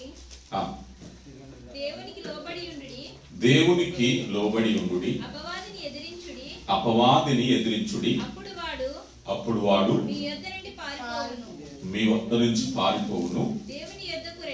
దేవుని యొద్దకు రండి, అప్పుడు ఆయన మీ యొద్దకు వచ్చును. పాపులారా మీ చేతులను శుభ్రము చేసుకొనుడి, ద్విమనస్కులారా మీ హృదయములను పరిశుద్ధపరచుకొనుడి, వ్యాకులపడుడి, దుఃఖపడుడి, ఏడువుడి. మీ నవ్వు దుఃఖమునకును మీ ఆనందము చింతకును మార్చుకొనుడి. ప్రభు దృష్టికి మిమ్మును మీరు తగ్గించుకొనుడి, అప్పుడు ఆయన మిమ్మును. రైట్. ఈ కాంటెస్ట్ వినే ముందు నేను ఒక ప్రశ్న వేస్తాను. ఇక్కడ రక్షణ పొందిన వారు ఎంతమంది? ఇక్కడ రక్షణ పొందిన వారు, నా ప్రశ్నకు సమాధానం చెప్తే నేను ముందుకు వెళ్తాను. రక్షణ పొందిన వారు ఎంతమంది? మరొకసారి అడుగుతున్నాను. రైట్. చేతులు దింపేసేయండి. ఈ వచనాన్ని ఇంతకు ముందు అనేక పర్యాయాలు మేము చదివిన వారు అన్న వారు ఎంతమంది ఉన్నారు? ఇంతకు ముందు మేము ఈ వచనాన్ని చదివాము, దీని గురించి ఒక చిన్న అవగాహన ఉంది అనేటువంటి వారు. రైట్. ఈరోజు ఈ పూర్తి చిత్రాన్ని నేను మీకు చూపించాలని ఆశపడుతున్నాను. ఇప్పటి వరకు చాలా విషయాలు మాట్లాడారు. సంఘం కట్టబడేది వాక్యం మీద. ఈ వాక్యాన్ని మీ ముందు ఉంచుతున్నాను. ఈ వాక్యంలో మీరెంత బలంగా ఉన్నారో, ఈ వాక్యంలో సంఘం ఎంత బలంగా ఉందో తెలుసుకునేటువంటి ఒక చిన్న పరీక్ష ఈ వచనం. ఈ వచనము యాకోబు గారు తెలియపరుస్తూ విశ్వాసమును క్రియల గురించి విస్తారంగా మాట్లాడి ఈ 3-4 వచనాల్లో మాట్లాడే మాటల్లో ప్రభు యొద్దకు రండి, ఆయన యొద్ద తగ్గించుకునడి, అపవాదిని ఎదిరించుడి, వాడు మీ యొద్ద నుంచి పారిపోతాడు, మీరు అభివృద్ధి చెందుతారు, మీరు హెచ్చింపబడతారు. ఇవన్నీ కూడా చాలా సింపుల్ వర్డ్స్ లో యాకోబు గారు చెబుతున్నారు. బట్ నథింగ్ బట్ ఇది సాల్వేషన్, రక్షణ గురించి మాట్లాడుతున్నారు. ఈ సందర్భం ఏమిటంటే రక్షణ గురించి. నేను మిమ్మల్ని ఒక ప్రశ్న వేశాను, ఎంతమంది రక్షణ పొందారు అని.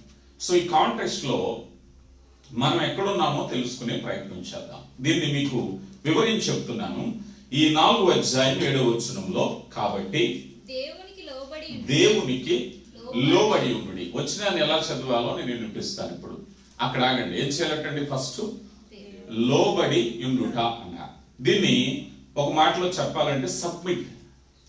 సాధారణంగా దీన్ని తర్జుమాలలో మిలిటరీ అధికారానికి లోబడి ఉండుట అంటారు కదా. మిలిటరీ అధికారాల్లో ఎలాగ అధికారికి లోబడి ఉండాలో, కమాండ్కి లోబడి ఉండాలో, డ్యూటీకి లోబడి ఉండాలో అనేది పూర్తి చిత్రాన్ని మనం చూస్తాం. ఇక్కడ మొట్టమొదటిగా ఏమంటున్నారంటే లోబడి ఉండుట అన్నారు. ఈ లోబడి ఉండటం దేనికి, ఎవరు లోబడాలి అని అంటే, ఒక వ్యక్తి ఈ భూమి మీద లోబడి ఉండడానికి రెండు అధికారాలు ఉన్నాయి. ఒకటి దేవుని అధికారం, రెండవది చీకటి అపవాది అధికారం. ఈ అపవాది అధికారంలో ఉండేటువంటి మనిషి ఇప్పుడు అపవాదిని ఎదిరించాలి అని అంటే ద ఫస్ట్ థింగ్ ఏమంటున్నారంటే, మీరు అపవాదిని ఎదిరించుడి అని చెప్పే ముందు ఫస్ట్ దేవునికి లోబడాలి అన్నారు. జాగ్రత్తగా గమనించాలి. ఫస్ట్ ఎవరికి లోబడాలి? దేవునికి లోబడాలి. దీన్ని ఎలా చెప్పాలి అని అంటే, ఉదాహరణకి ఎవరైనా సరే ఒక వ్యసనంతో ఉన్న వ్యక్తిని, ఏదైనా ఒక బలహీనతతో ఉన్న వ్యక్తిని, ఒక పాపంతో ఉన్న వ్యక్తిని సాధారణంగా మనం దేవుని సన్నిధికి రమ్మంటే వాళ్ళు చెప్పేది ఏమిటంటే, ఈ వ్యసనం అంతా విడిచిపెట్టాక అప్పుడు నేను దేవుని సన్నిధికి వస్తాను అని చెప్తూ ఉంటారు చాలా మంది. ఫస్ట్ థింగ్ ఏమిటట, దేవునికి లోబడాలి అన్నట.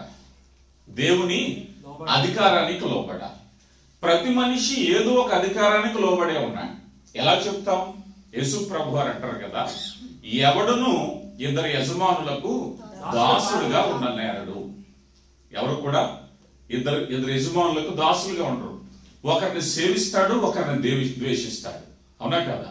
ఈరోజు మనం చీకటి అంధకారం అనేటువంటి అపవాది అధికారం ఒకటి ఉంది, దేవుని అధికారం ఒకటి ఉంది. గమనించండి. ఇప్పుడు మనం ఏ అధికారానికి లోబడ్డాం? ఒక వ్యక్తి పాపంలో, అసూయలో, కోపంలో, ద్వేషంలో, వ్యామోహంలో ఎందులో ఉన్నప్పటికీ ఆ వ్యక్తి ఏ అధికారానికి లోబడుతున్నాడు? రైట్. అతడు బాప్తిస్మం పొందాడా, నీళ్ళలో ములిగాడా, చర్చికి అటెండ్ అవుతున్నాడా, వాక్యం చదువుతున్నాడా, ఇది పక్కన పెట్టేసి ఒక వ్యక్తి దేనికి లోబడి జీవిస్తున్నాడు.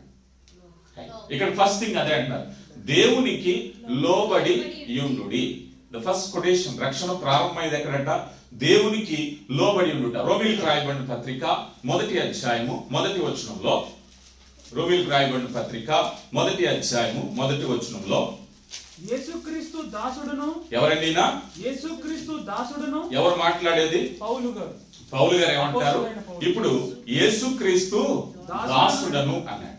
మరో చోట దీని ఇంగ్లీష్ లో ద బాండ్ సర్వెంట్ అంటారు. అంటే ఆయనకు కట్టు బానిస. ఎవరండి? ఇప్పుడు ఆయన బానిస, ఆయన దాసుడు. ఇప్పుడు ఇంతకు ముందు ఎవరైనా క్రీస్తు దాసుడు కాదు. ఈయన క్రీస్తు దాసుడిగా మారిన తర్వాత ఇప్పుడు ఏమంటున్నాడంటే, నేను క్రీస్తు దాసుడని. ఎవరైతే లోబడతాడో ఆ వ్యక్తి దాసుడు, అధికారానికి లోబడినవాడు. చీకటి పనులు చేసి దేవునికి లోబడినట్టు అవుతారా? నీ పనులు బట్టి, నీ విధేయతను బట్టి, నీవు స్పెండ్ చేసేటువంటి టైం, నీ టాలెంట్స్ నువ్వు ఏదైతే ఉపయోగిస్తున్నావో అది నువ్వు లోబడుటకు ఈ దేనికి మీరు అప్పగించుకుందరో. చూడండి, రోమీయులకు రాయబడిన పత్రిక 10వ అధ్యాయము 9వ వచనం. అదేమనగా యేసు ప్రభువుని నీ నోటితో ఒప్పుకొని దేవుడు మృతుల్లో నుండి ఆయన లేపెనని నీ హృదయమందు విశ్వసించిన ఎడల నీవు రక్షింపబడదువు. యాలయనగా నీతి కలుగునట్లు మనుష్యుడు హృదయములో విశ్వసించి రక్షణ కలుగునట్లు నోటితో ఒప్పుకొనెను. రైట్. ఇక్కడ లోబడేటువంటి అధికారం అనేది మొదట హృదయంలో రావాలి. ఏమండి? ఒక మనిషికి సేవ చేయాలి, ఒక మనిషికి గౌరవించాలి, ఒక మనిషిని నేను లోబడి జీవించాలంటే ఎక్కడి నుంచి కలగాలి? అది హృదయంలోంచి రావాలి. వన్స్ నీ హృదయాన్ని ఎవరికి లోబరిచావో, నీ హృదయాన్ని ఏ అధికారానికి లోబరిచావు. వ్యక్తి సాధారణంగా తన యొక్క అభిరుచికి, తన యొక్క కోరికలకు, మేబీ అది శరీర కార్యం కావచ్చు, అది పాపం కావచ్చు, అది జోలం కావచ్చు, దేనికో దానికి తన హృదయాన్ని లోబరుచుకుంటున్నాడు. ఒక వ్యక్తి దేనికి లోబరుచుకుంటున్నాడో దానికి దాసుడు, దేనికి లోబరుచుకుంటున్నాడో దానికి దాసుడు. కానీ వాక్యం చెప్తుంది, రక్షణలో ద ఫస్ట్ స్టెప్ ఏమిటంటే సబ్మిట్ యువర్ సెల్ఫ్. మొట్టమొదటిగా నీవు దేవునికి లోబరుచుకుని ఉండాలి. అదే చెప్తున్నారు యాకోబు గారు. మొదట దేవునికి లోబడుడి, ఫస్ట్ థింగ్. ఎప్పుడైతే దేవునికి లోబడ్డావో, ఒకవేళ దేవునికి లోబడలేదండి, అసూయతో బ్రతికే వ్యక్తి అసూయకు లోబడ్డాడు, కోపంతో బ్రతికే వ్యక్తి కోపానికి లోబడ్డాడు, ద్వేషానికి లోబడినటువంటి వ్యక్తులు ఉన్నారు. ఈరోజు మనుషులు లోకంలో రకరకాలైనటువంటి ఆలోచనలతో లోబడ్డారు. అంటే ఇంకా చెప్పాలి అని అంటే, లోబడటానికి ఒక అధికారం ఉంటుంది. ఈ అధికారం మాస్టర్ అన్నారు. ఎవరండి? యజమానుడు, మాస్టర్. నీ మాస్టర్ ఎవరు? ఇప్పుడు నీ మాస్టర్ ఎవరు అనేది ఆలోచన చేస్తే, ఆన్ యువర్ బిహేవియర్, నీ లైఫ్ ఏదైతే ఉందో అదే నీ మాస్టర్. నీ జీవితంలో ఏది అనుసరిస్తున్నావో, ఈరోజు మనం అందరం క్రీస్తు సంబంధులమే, ఈరోజు మనం అందరం క్రైస్తవులమే, ఈరోజు మనం అందరం కూడా రక్షణ పొందిన వారమే, ఈరోజు మనం అందరం కూడా నిత్య జీవానికి అర్హత కోసం ఎదురు చూసేవారమే. అది మన పర్సెప్షన్.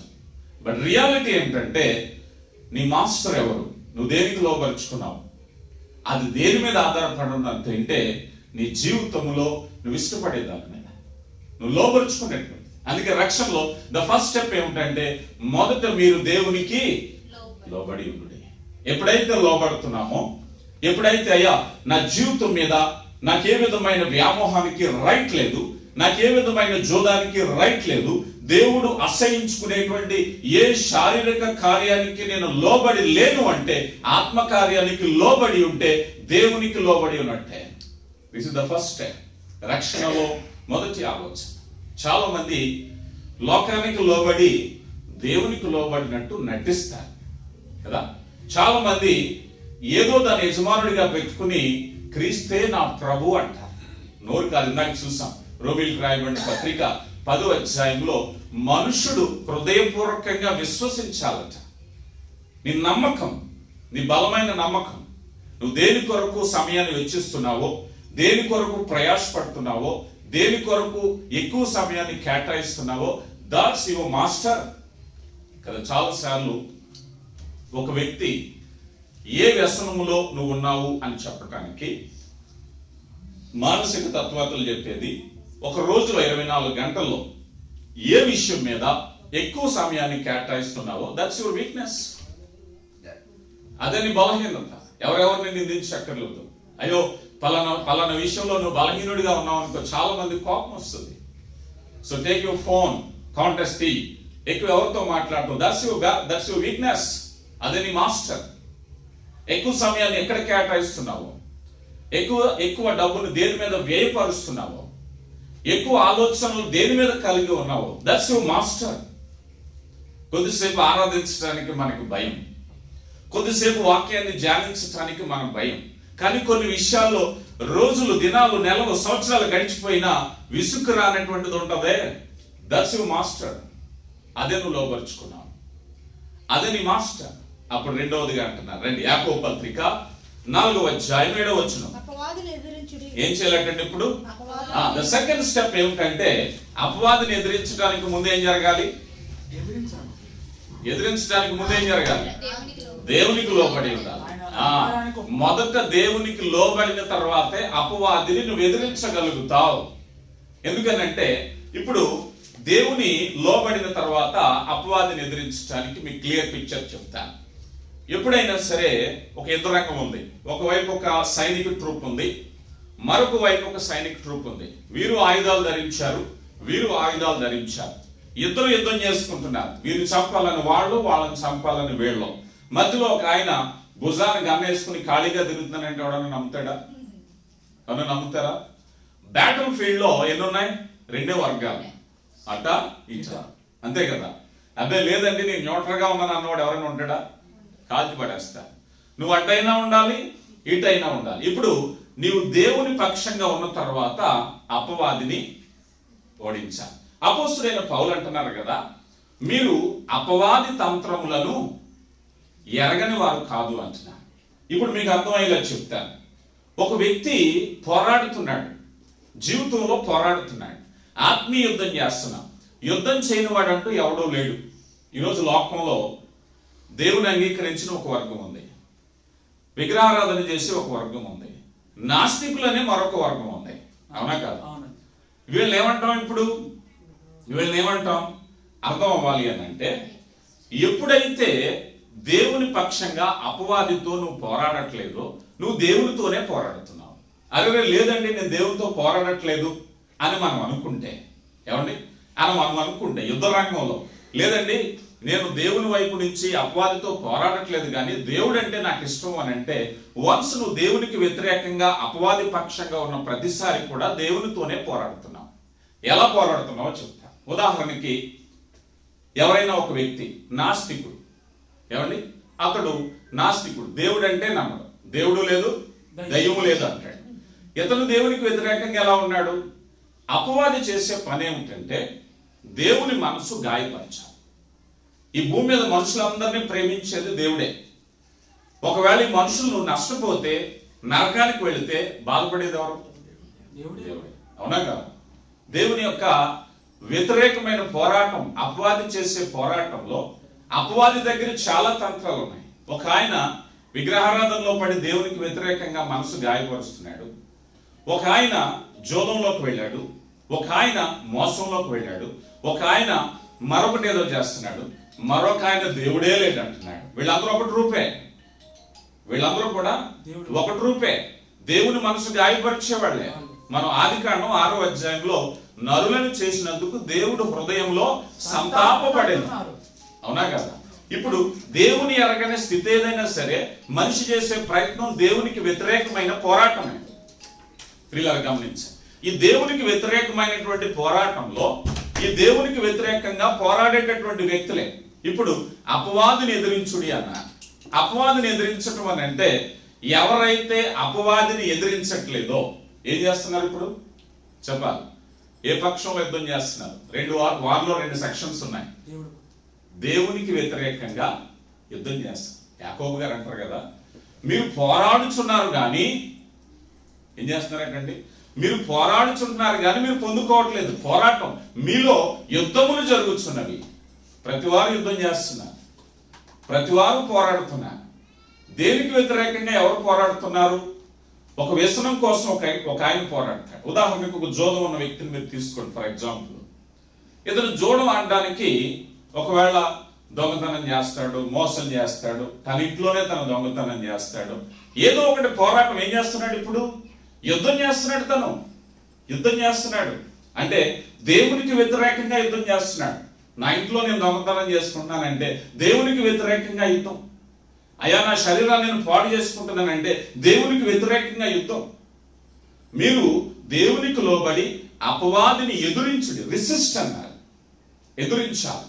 ఎదిరించిన స్థితి, ఒక ఆయన అసూయకి పడిపోతాడు, ఒక ఆయన కోపానికి పడిపోతాడు, ఒక ఆయన పాపానికి పడిపోతాడు, ఒక ఆయన ఇంకొక విషయానికి పడిపోతాడు. ప్రతి వారు కూడా యుద్ధం చేయట్లేదు. ఇప్పుడు ఈ యుద్ధ రంగంలో, ఈ బ్యాటిల్ ఫీల్డ్ లో దేవునికి వ్యతిరేకంగా యుద్ధం చేసేవారే. లేదండి నేను దేవునికి వ్యతిరేకంగా యుద్ధం చేయట్లేదు, అపవాదికి వ్యతిరేకంగా చేస్తున్నానంటే ఇదిగో నేను కల్మషం మీద యుద్ధం చేస్తున్నాను, వ్యసనం మీద యుద్ధం చేస్తున్నాను, కోపం మీద యుద్ధం చేస్తున్నాను, అసూయ మీద యుద్ధం చేస్తున్నాను. నాకు ఏదైతే దేవునికి వ్యతిరేకమైనటువంటి శరీర క్రియ ఉందో దాని మీద నేను యుద్ధం చేస్తున్నానంటే యాకోబు గారు చెప్తున్న మాట అదే. నీ ఫైట్. అందుకే ఎఫెసీయులకు రాయబడిన పత్రికలో, ఎఫెసీయులకు రాయబడిన పత్రిక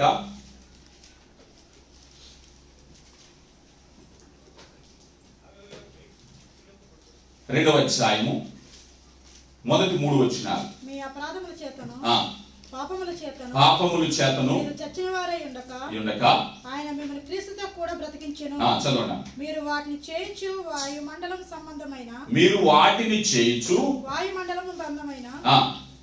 అధిపతిని, వాయుమండల సంబంధమైన అధిపతిని అనగా అవిధేయులైన వారిని ఇప్పుడు ప్రేరేపించు శక్తిని అధిపతిని ఎవరండి?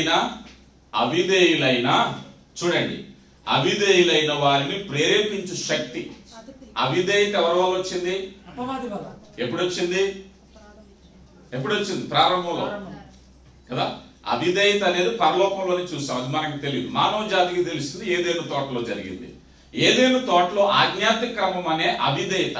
అవిధేయతను ప్రేమించేటటువంటి అధిపతి ఎవరైతే ప్రేరేపిస్తున్నాడో కదా. ఇప్పుడు ఈరోజు దేవునికి వ్యతిరేకమైన ఆలోచన నీలో పుట్టించింది అపవాది, అవునా కదా? ప్రేరేపించు శక్తికి నువ్వు లోబడుతున్నావు. ఇప్పుడు దేవునికి వ్యతిరేకంగా పోరాడుతున్నాం. ఏమని? అవిధేయత. ఒక వ్యక్తి దేవుని ఆజ్ఞను తప్పిపోయినప్పుడు అవిధేయత వలన దేవుని మనస్సు గాయపరుస్తుంది. అందుకే ఎఫెసీ పత్రికలో పరిశుద్ధాత్మను దుఃఖపరచుకుడి. ఏం చేస్తున్నారండి? పరిశుద్ధాత్మను దుఃఖపరచుకుడు. ఏమండి? తాగటం వల్ల నా శరీరాన్ని పాడు చేసుకుంటే ఎవరికండి నష్టం? పరిశుద్ధాత్మను దుఃఖపరుస్తున్నాం. అయ్యా నేనేదో చేస్తే మీకేమిటండి? పరిశుద్ధాత్మను దుఃఖపరుస్తున్నావు. దేవునికి వ్యతిరేకంగా తిరుగుబాటుదారులు అన్నారు యెషయా గ్రంథంలో. లోబడనోళ్ళని ప్రజలారా, తిరుగుబాటుదారులారా. ఇప్పుడు చేసే పని ఏమిటంటే వీరు చేసేటువంటి పని అవిధేయుల వారిని ప్రేరేపించే శక్తి అధిపతిని అనుసరించి ఈ ప్రపంచ ధర్మము చొప్పున ముడుపు నడుచుకొనుచు వారితో కలిసి మనం అందరము శరీరం యొక్క మనసు యొక్క కోరికలు నెరవేర్చుకొనుచున్నాము. ఏం చేస్తారంటండి? నా మనసుకు నచ్చింది, నా శరీరానికి నచ్చింది, నేను ఇలాగే బ్రతుకుతాను. వన్స్ అలా అనుకుంటే దేవునికి వ్యతిరేకంగా పోరాడుతున్నాం కదా. అవిధేయులు అన్నారు. అవిధేయతను ప్రేరేపించే శక్తి కలిగినటువంటి అపవాది ప్రేరణలో మనం ఇంకా బ్రతుకుతున్నాం. గమనించాం. యోహాను సువార్త 8వ అధ్యాయం 44వ వచనం.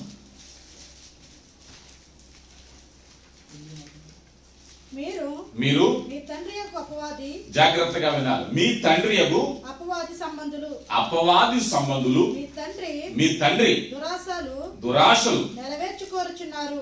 ఏం చేస్తున్నారంటండి? జాగ్రత్తగా వినాలి ఈ మాటలు. మీకు అర్థం కావాలంటే చాలా మంది పిల్లలు, మనం కూడా అంటాం, మా తండ్రి ఆశయాలు నెరవేర్చడానికి నేను ఇల్లు కట్టాను, నేను ఏదో పని చేశాను, నా తండ్రి ఆశయాలు నెరవేర్చాలి. తండ్రి అంటే మనకి చాలా ఇష్టమే.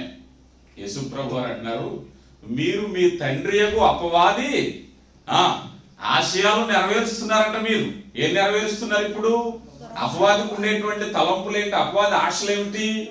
మనిషి దురాశతో ఉండడం, అలజడితో ఉండడం, సంఘాల్లో గొడవలు రావటం, అసూయలు రావటం, తగ్గించుకోలేకపోవటం, క్షమాపణ లేకపోవటం, అపవాది యొక్క ఆలోచనలు మీరు నెరవేరుస్తున్నారు ఇప్పుడు. రైట్. ఇప్పుడు ఉదాహరణకు అనుకుందాం, నేను తగ్గించుకుంటున్నాను అని అంటే మీ పరలోకపు తండ్రి ఆలోచన మీరు నెరవేరుస్తున్నారు. నేను తగ్గించుకోను అనుకుంటే మీ అపవాది తండ్రి, మీ తండ్రి అయిన అపవాది ఆలోచనలు నెరవేరుస్తున్నారు. మీ తండ్రి అయినటువంటి అపవాది యొక్క ఆలోచన పక్షంగా దేవునికి వ్యతిరేకంగా పోరాడుతున్నారు. Very clear picture. యాకోబు గారు అదే చెప్పేది. ఇప్పుడు ఎవరి కోరికలు? ఇప్పుడు ఉదాహరణకి ఒక వ్యక్తి, అయ్యా నేను మద్యపానం తాగుతున్నాను, అవునండి మా తండ్రి అయినటువంటి అపవాది ఆశలు నేను నెరవేరుస్తున్నాను. అవునా కదా? ఒక వ్యక్తి అలజడికి కారణం అవుతున్నాడు, అప్పుడు ఏమంటాడు? ఆ వ్యక్తి అలజడికి కారణం అయితే, అవునండి ఎక్కడైతే సమాధానంగా ఉందో అక్కడ నా తండ్రి అయినటువంటి అపవాది జగడం పెట్టమన్నాడు కనుక అక్కడ నేను జగడం పెడుతున్నాను. అవునా కదా? ఎక్కడైతే సంతోషంగా ఉందో అక్కడ నేను సమాధానంగా లేకుండా చేస్తున్నానంటే నా తండ్రి అయినటువంటి అపవాది కోరిక నేను నెరవేరుస్తున్నాను ఇక్కడ. రైట్? అంతేనా? ఇప్పుడు ఎవరి పక్షంగా? ఒకవేళ అపవాది ఫోర్స్ మన మీదకి వచ్చింది, అయ్యా నేను తగ్గించుకోగలుగుతున్నా, నేను సహించగలుగుతున్నా, నేను ఓర్చుకోగలుగుతున్నా, నేను ప్రార్థన చేయగలుగుతున్నా, నేను నిలబడగలుగుతున్నాను, ఎందుకంటే నా తండ్రి అయినటువంటి దేవుని గుణలక్షణాలను నేను కలిగి నెరవేరుస్తున్నాను. రైట్? నువ్వు దేవుని పక్షంగా అపవాదికి వ్యతిరేకంగా పోరాడుతున్నావు. లేదు లేదు అంటే ఇక్కడ అదే చెప్తున్నారు యేసు ప్రభు, మీ తండ్రి అయినటువంటి అపవాది ఆశలు నెరవేర్చకూర్చున్నారు. వాడు ఆది నుంచి, చూడండి కింద ఏమన్నారు, వాడు నరహంతకుడు. ఆగండి, అక్కడ ఏం చేస్తున్నాడు ఇప్పుడు? నరహత్య చేసేవాడు కత్తితో పొడిచేవాడు కాదట. నీ సహోదరుని చూసి వ్యర్థుడు అన్నవాడు కూడా నరహంతకుడే. ఇప్పుడు మాట చేత గాయం రేపడానికి ప్రయత్నించేవాడు తన తండ్రి అయినటువంటి అపవాది కోరిక నెరవేరుస్తున్నాడు ఇక్కడ. అవునా కాదా? ఏమండి? అవునా కాదా? సహించువాడు ధన్యుడు అన్నారు. ఎవరండి సహించువారు? ఇప్పుడు ఏ పక్షంగా మనం ఉన్నాం? అందరూ రక్షణ పొందిన వారమే. ఈ వాక్యము ఈ సింపుల్ కాంటెస్ట్ నేను వారం రోజులు చెప్తాను. ఇది చాలా పెద్ద లెసన్. నేను 2 పాయింట్లు చెప్పదలుచుకున్నాను ఈ రోజు. మనం 2 పాయింట్లు ఉన్నాయి, 8 పాయింట్లు ఉంటాయి. ఈ సెకండ్ పాయింట్ లో మీ తండ్రి అయినటువంటి అపవాది కోరికలు నెరవేరుస్తున్నారు. వాడు ఎవడండి? మొదటి నుంచి నరహంతకుడు, వాడి ఆడి నుంచి నరహంతకుడు. నీ సహోదరుడు నీ వల్ల గాయపడుతున్నాడా, నీ సహోదరుడు నీ వల్ల బాధపడుతున్నాడా, నీ సంఘంలో నీ కుటుంబంలో మరెవరైనా నీ వలన బాధపడుతుంటే నీ తండ్రి ఆశలు నెరవేరుస్తున్నావు. అవునా కదా? ఒక వ్యక్తిని మాట ద్వారా గాయపరిచి గాయం పొందిన తర్వాత ఆనందపడ్డారు అనుకోండి, ఎవరు బుద్ధది? అపవాది బుద్ధి అది. అవునా కదా? సాయంత్రం అయ్యేసరికి అప్పుడప్పుడు మనం ప్రార్థన చేసుకుంటూ ఉంటాం, అయ్యా నా వల్ల ఎవరైనా బాధపడి ఉంటే నన్ను క్షమించాలి. దేవుని స్వభావం, దేవుని స్వభావం. ఆ దేవుని స్వభావం కాకుండా ఒక వ్యక్తిని మాట చేత, క్రియ చేత మరేదైనా గాయపరిచే ప్రయత్నం చేస్తే నరహత్య చేయవ. తర్వాత చూడనా, సత్యమందు నిలిచిన వాడు కాడు, సత్యమందు నిలిచిన వాడు కాదు, వాని యందు సత్యమే లేదు, సత్యమే లేదు. వాడు అబద్ధం ఆడినప్పుడు ఏమిటండి? అబద్ధం ఆడేవాడు తన తండ్రి. ఎవరండి అబద్ధం ఆడేవాడు? తండ్రి ఎవడు? అపవాది. వాడు ఆది నుండి ఎవరంటండి? అబద్ధుడు, అబద్ధమునకు జనకుడు కదా. ఇప్పుడు అబద్ధం ఆడేవాడు, కొండేలు పెట్టేవాడు, తండ్రులు పెట్టేవాడు, ఇబ్బందులు పెట్టేవాడు, జగడాలు పెట్టేవాడు, నరహత్య చేసేవాడు, విరోధపడేవాడు ఎవరి పక్షంగా యుద్ధం చేస్తున్నాడండి? ఇప్పుడు మనం అనుకుంటున్నాం చిన్నదే కదండి అబద్ధం అని, కానీ నీవు నీ తండ్రి అయినటువంటి అపవాది పక్షంగా పోరాడుతున్నావు. ఇక్కడ నీ పోరాటం ఏంటి? ఇప్పుడు నీ తండ్రిని అపవాదిని గెలిపించడానికి నీ పాటలు. మనిషి కష్టపడుతున్నాడు. ఇప్పుడు ఏమని? నేను అబద్ధం ఆడాలి, నేను గొడవ పెట్టాలి, నేను జగడం పెట్టాలి, నేను ఇబ్బంది పెట్టాలి. ఎందుకనంటే సమాధానంగా ఉండడం నా తండ్రి అయిన అపవాదికి ఇష్టం లేని పని. అవునా కాదా? I'm right are wrong? అంతేనా? దేవుని వాక్యం. కష్టపడుతున్నాడు అపవాదిని గెలిపించడానికి. కానీ తండ్రి అయిన దేవునికి లోబడి అప్పుడు అపవాదిని ఎదిరించుడి. అపవాదిని ఎదిరించడం అంటే ఏం చేయాలి? అపవాది క్రియలను ఎరిగిన వారుగా వాటిని ఎదిరించడమే మన పని ఇక్కడ. ఒకవేళ నువ్వు రక్షణ పొందినట్లయితే ఇది నీకోసమే. నువ్వు రక్షణ పొందినట్లయితే ఇది నీకోసమే. అందుకే అంటున్నారు అపవాది క్రియలను. రోమీయులకు రాయబడిన పత్రిక 6వ అధ్యాయము 16వ వచనం. 6:16 లోబడుటకు దేనికి మిమ్మును అప్పగించుకుని ఉన్నారో అది చావు నిమిత్తముగా నీతి నిమిత్తముగా విధేయతకే గాని దేనికి మీరు లోబడుదురో దానికే దాసులగుదురని మీరు ఎరుగరా? చాలు. ఇప్పుడు దేనికి మీరు లోపరుచుకున్నారు? ఇందాక నేను చెప్పాను కదా. ఇందాక ఏం చెప్పాను? యుద్ధంలో రెండే ట్రూప్స్ ఉంటాయి. అవతల ఒక ట్రూప్ ఉంటుంది, యువతల ఒక ట్రూప్ ఉంటుంది. 2 ట్రూపులు ఉంటాయి. ఈ ట్రూప్ లో అవతల వారిని ఓడించాలి, ఈయన గెలిపించాలి. ఈ ట్రూప్ లో ఈయన గెలిపించాలి, అవతల వారిని ఓడించాలి. నువ్వే ట్రూప్? ఇందాక అన్నాను నేను ఏ ట్రూప్ అంట కాదంట కుదరదు. ఏదో ట్రూప్ లో ఉండవలసిందే. వన్స్ నువ్వు దేవుని పక్షంగా ఉండి దేవుని అపవాదిని ఎదిరించి దేవుని పక్షంగా గెలిపిస్తున్నావా? లేదు అపవాది పక్షంగా ఉండి దేవునికి వ్యతిరేకంగా అపవాదిని గెలిపించాలనుకుంటున్నావా? ఇదే చెప్పబడుతున్న మాట. మీరు దేవునికి లోబడి అపవాదిని ఎదిరించుడి. ఏ డొమైన్ కింద మనం ఉన్నాం? ఒక వ్యసనం, ఒక జగడం, ఒక శరీర క్రియ, ఏదైనా ఆ డొమైన్ కింద ఎప్పుడైతే ఉన్నామో దేవునికి వ్యతిరేకమైన పోరాటము నువ్వు చేస్తున్నావు. దేవునికి విరోధమైనటువంటి పోరాటం. చూడండి దిగున 16వ వచనం కదా చదివారు. మీరు పాపమునకు దాసులై ఉంటేరే గాని ఏ ఉపదేశ క్రమమునకు మీరు అప్పగించబడుతురో దానికి హృదయపూర్వక 20వ వచనం. మీరు పాపమునకు దాసులై ఉన్నప్పుడు నీతి విషయమై నిర్బంధము లేని వారై ఉన్నారు. చాలండి. ఇక్కడ పాప విషయంలో మీరు లోబడి ఉన్నప్పుడు నీతి విషయంలో నిర్బంధం ఏమీ లేదు, మీకు భయం ఏమీ లేదు. ఎందుకంటే పాపానికి లోబడిపోయారు. ఇప్పుడు క్రీస్తు వైపు వస్తే మీకు ఒక నిర్బంధం ఉంది, మీకు ఒక కట్టుబాట్లు ఉన్నాయి, మీకు ఒక నియమం ఉంది, మీకు ఒక ఉపదేశం ఉంది, మీకు ఒక ఆజ్ఞ ఉంది, మీకు ఒక కట్టు ఉంది, మీకు ఒక సంఘం ఉంది, మీకు ఒక గ్రంథం ఉంది. కానీ నీతి విషయంలో నిర్బంధం లేదు. ఇక అపవాది పక్షంగా యుద్ధం చేస్తే యు హ్యావ్ ఓన్ రైట్. నువ్వు ఎటైనా ఆలోచించవచ్చు, ఎటైనా మాట్లాడవచ్చు, ఎలాగైనా జీవించవచ్చు. నీతి విషయంలో నిర్బంధం లేదు ఇప్పుడు. అయితే ఇక్కడ మరొక విషయం ఏమిటయ్యా అన్నట్లయితే అపవాది చేసేటువంటి ప్రయత్నంలో మరొక డేంజర్ ఏమిటయ్యా అన్నట్లయితే అపవాది యుద్ధం చేసేటప్పుడు యుద్ధంలో ఈ మాట చెప్పింది. యుద్ధం వల్ల విజయం సాధిస్తావా లేదా? అపవాది దేవుని మీద యుద్ధం చేసినప్పుడు గెలుస్తాడా లేదా? చెప్పాలి. గెలవగలుగుతాడు అపవాది? గెలవలేడు కదా. తెలియకుండా ఎందుకు పోరాడుతున్నాడు? చెప్పాలి. మనిషి తెలుసు కూడా ఎందుకు పోరాడుతున్నాడు? మనిషి కూడా ఒక వ్యసనంలో వెళ్ళినప్పుడు ముగింపు ఏమిటో మనిషికి తెలుసా తెలీదా? ఒక మద్యపానం తాగిన రోజు విపరీతమైన మద్యపానం మనిషి ప్రాణం తీస్తుందని తెలుసా తెలీదా? ఆర్థికంగా తీవ్రమైన కారణాలకు వెళ్ళినప్పుడు నష్టపోతాడని తెలుసా తెలీదా? అయినప్పటికీ ఎందుకు పోరాడుతున్నాడు? మత్తయి సువార్త 4వ అధ్యాయంలో యేసు ప్రభు గారి దగ్గరికి వెళ్ళినప్పుడు అపవాది శోధించడానికి ప్రయత్నిస్తాడు. అపవాదికి తెలుసా తెలీదా శోధనలో ఓడిపోతాడని? అయినా ప్రయత్నం. జాగ్రత్తగా గమనించండి. అపవాది తలంపులు అలాగే ఉంటాయి. నీ ప్రయత్నంలో నువ్వు చేసేది తప్పని తెలిసినా కూడా ప్రయత్నించే, ఇందాక అనుకున్నా, అవిధేయతను ప్రోత్సహించేటటువంటి ఆత్మ కలిగిన వాడు అపవాది. ఇప్పుడు చెప్తున్నా. యోహాను గారు రాసిన పత్రిక, మొదటి పత్రిక 5వ అధ్యాయం 19వ వచనం. యోహాను గారు రాసిన మనము దేవుని సంబంధులమని లోకమంతయు దృష్టి అందున్నదనియు ఎరుగుదుము. మనము సత్యవంతుడైన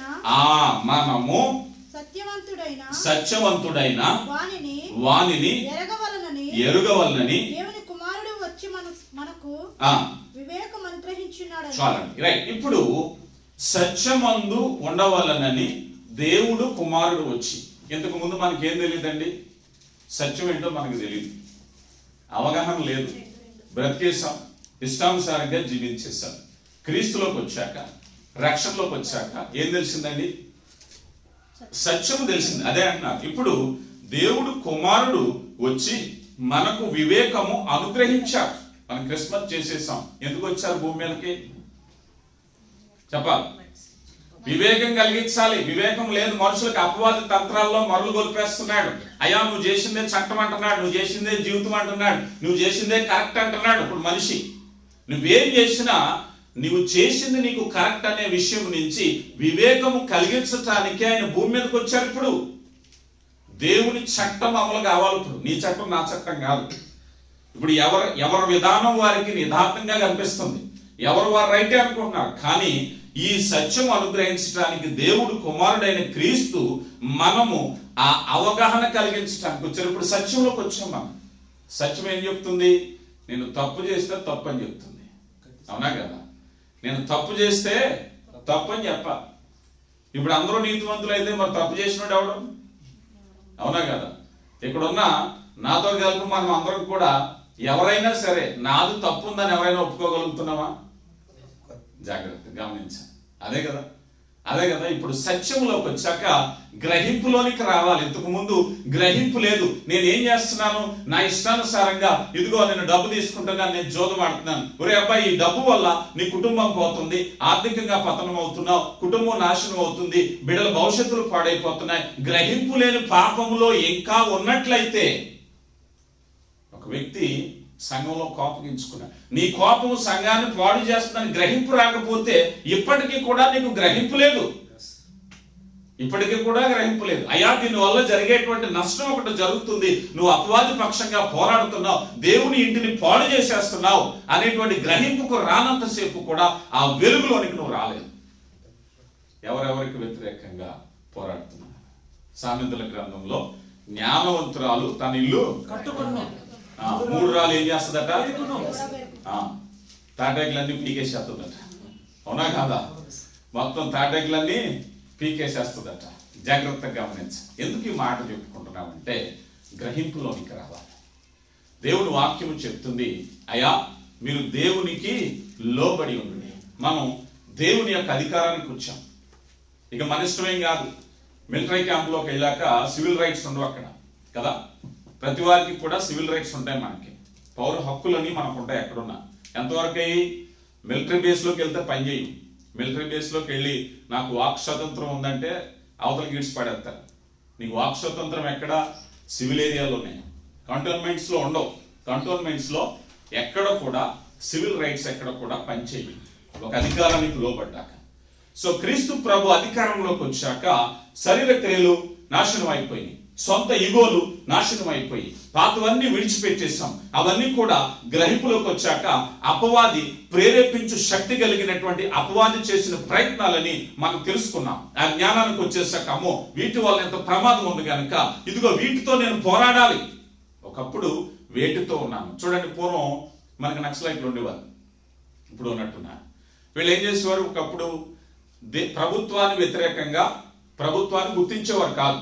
ప్రభుత్వం అంటే మేము గుర్తించాం, ప్రజల పక్షంగా మేము చేస్తున్నాం.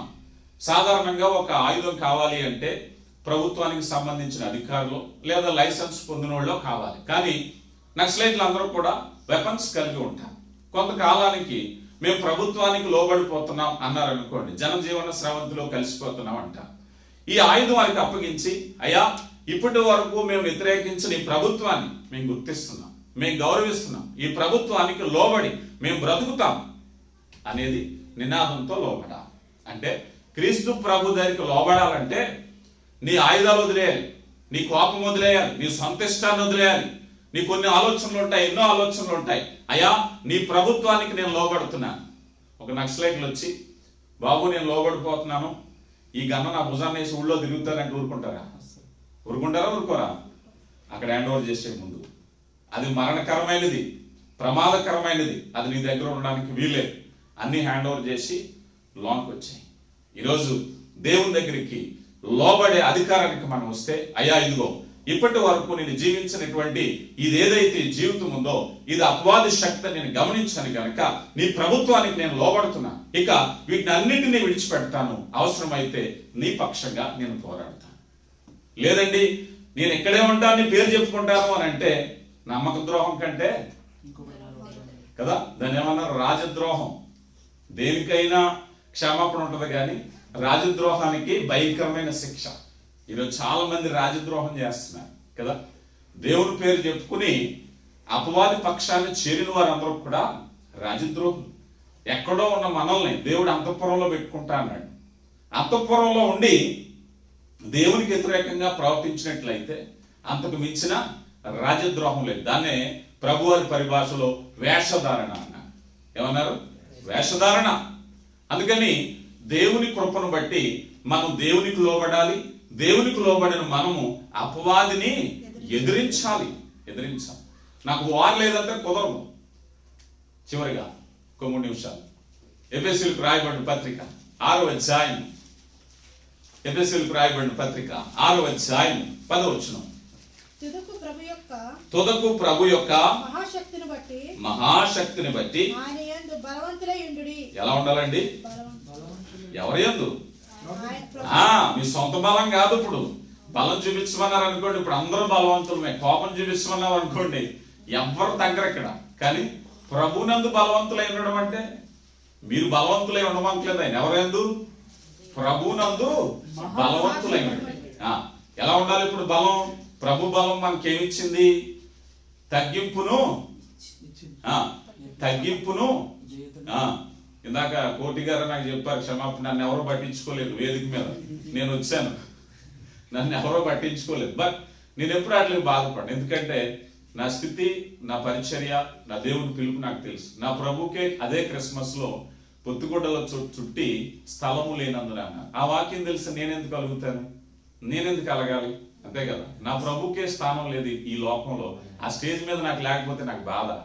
నేనేమాత్రమో కోప్పడలేదు. అడగండి. ఎందుకు ఇక్కడే కాదు, ఎందుకంటే that's my manner.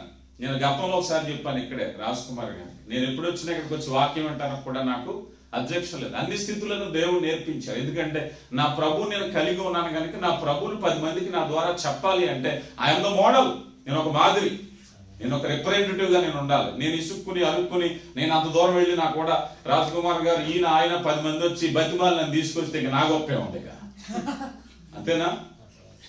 So reality ఏమిటంటే దేవుని కృప మనం తగ్గించుకోవటమే. ఏ విషయంలోనైనా ఆయన వచ్చి నాకు ఇదిగో ఇదే ఆఖరి రోజు అన్నాడు ఆయన. ఇక దేవుని ప్రేమ ఏమని చెప్పండి? ఎక్కడైతే విమర్శింపబడుతున్నావో నీలో ప్రభు అక్కడ మహింపరచబడుతున్నాడు. బలా నమ్మకమైన మంచు దాసుడు అనే ఒక స్వరం మనం వినబోయేటటువంటి రోజు వస్తుంది. ఇప్పుడే కాదు, ఎక్కడైనా సరే. నేను చాలా సార్లు నా బిడ్డలు ఎక్కడైనా నన్ను ఎందుకు ఇష్టపడతారంటే పెళ్ళిళ్ళకి పిలుస్తారు. పెళ్ళిళ్ళకి పిలిస్తే వాళ్ళకి తెలియకుండా దొంగతనంగా బంతులో కూర్చుని ఫోన్ చేస్తాను నేను. అంతమందిని వదిలి అయ్యో ఇక్కడ కూర్చున్నారంటే, అమ్మా మీ ఇంట్లో పెళ్ళి 1000 మందిని పిలుచుకున్నాం, 1000 మందిని వదిలి నా ఒక్కడి గురించి పక్కన టేబుల్ వేసి పెట్టమంటే నాకన్నా బుద్ధిహీనుడు ఇంకొకడు ఉండడు. వాళ్ళు కూడా చూడేళ్ళు. నాకు అభిమానం ఉంటే మరో రోజులు వస్తాను, అప్పుడు నన్ను గౌరవించు. ఎంతమందిని వాళ్ళందరినీ వదిలేసేసి ఒక్కొక్కరు గొడవెట్టిన పాస్టర్లు కూడా నాకు తెలుసు. గొడవెట్టిన పాస్టర్లు నాకు తెలుసు. కానుకల కోసం గొడవ పెట్టిన వాళ్ళు నాకు తెలుసు. రకరకాల గొడవలు నాకు తెలుసు. అన్ని అనుభవాలు తెలుసు. ఎందుకనంటే క్రీస్తులో అనుభవ పాఠాలు అప్పుడే పరిపూర్ణతలోకి వస్తాం. కనుక ప్రియ దేవుని సంఘమా, నేను ప్రేమించే సంఘంగా అభివృద్ధి చెందాలని, ఐక్యంగా ఉండాలని కోరుకుంటున్నాను. దేవుడు మిమ్మల్ని బహుగా దీవించి ఆశీర్వదించును గాక. ఆమేన్.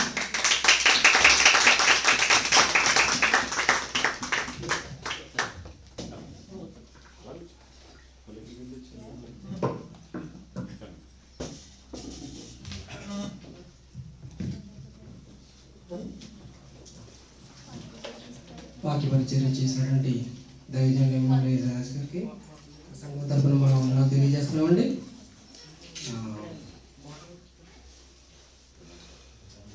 పాట పాడుతుండగా కానుకలు పట్టుకుందాం.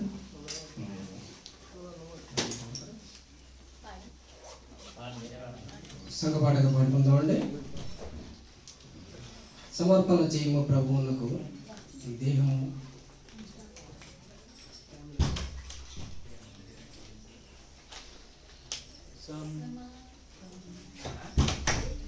సమర్పణ చేయము ప్రభువునకు నీ దేహము ధనము సమయమును. సమర్పణ చేయము ప్రభువునకు నీ దేహము ధనము సమయమును. అబ్రాహామును అడిగెను ప్రభువప్పుడు ఇస్సాకుని అర్పణ ఇమ్మనెను. అబ్రాహామును అడిగెను ప్రభువప్పుడు ఇస్సాకును అర్పణ ఇమ్మనెను. నీవి తన సేవకు నీచెదవా, నీవి తన సేవకు నీచెదవా, నీవే చెదవా. సమర్పణ చేయుము ప్రభువునకు నీ దేహము ధనము సమయమును. సమర్పణ చేయుము ప్రభువునకు నీ దేహము ధనము సమయమును. ప్రభుని ప్రేమించిన పేదలను పశులు రెండించెను కానుకగా. ప్రభుని ప్రేమించిన పేదలను పశులు రెండించెను కానుకగా. జీవనమంతయు దేవునికిచ్చే, జీవనమంతయు దేవునికిచ్చే. నీవే చెదవా.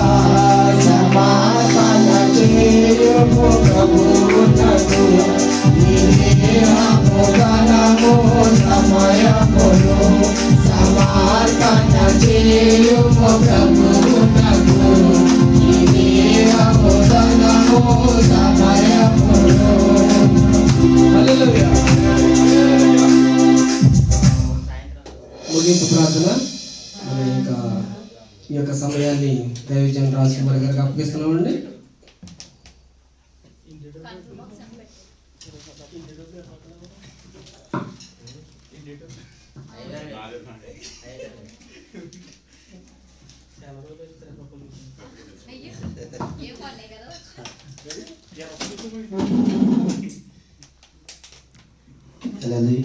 అంతవరకు కూడా చాలా చక్కని మాటలు మనందరికీ బయలుపరిచినటువంటి ఎమ్మెల్యే గారిని బట్టి ప్రత్యేకమైన తెలియపరుస్తున్నాను.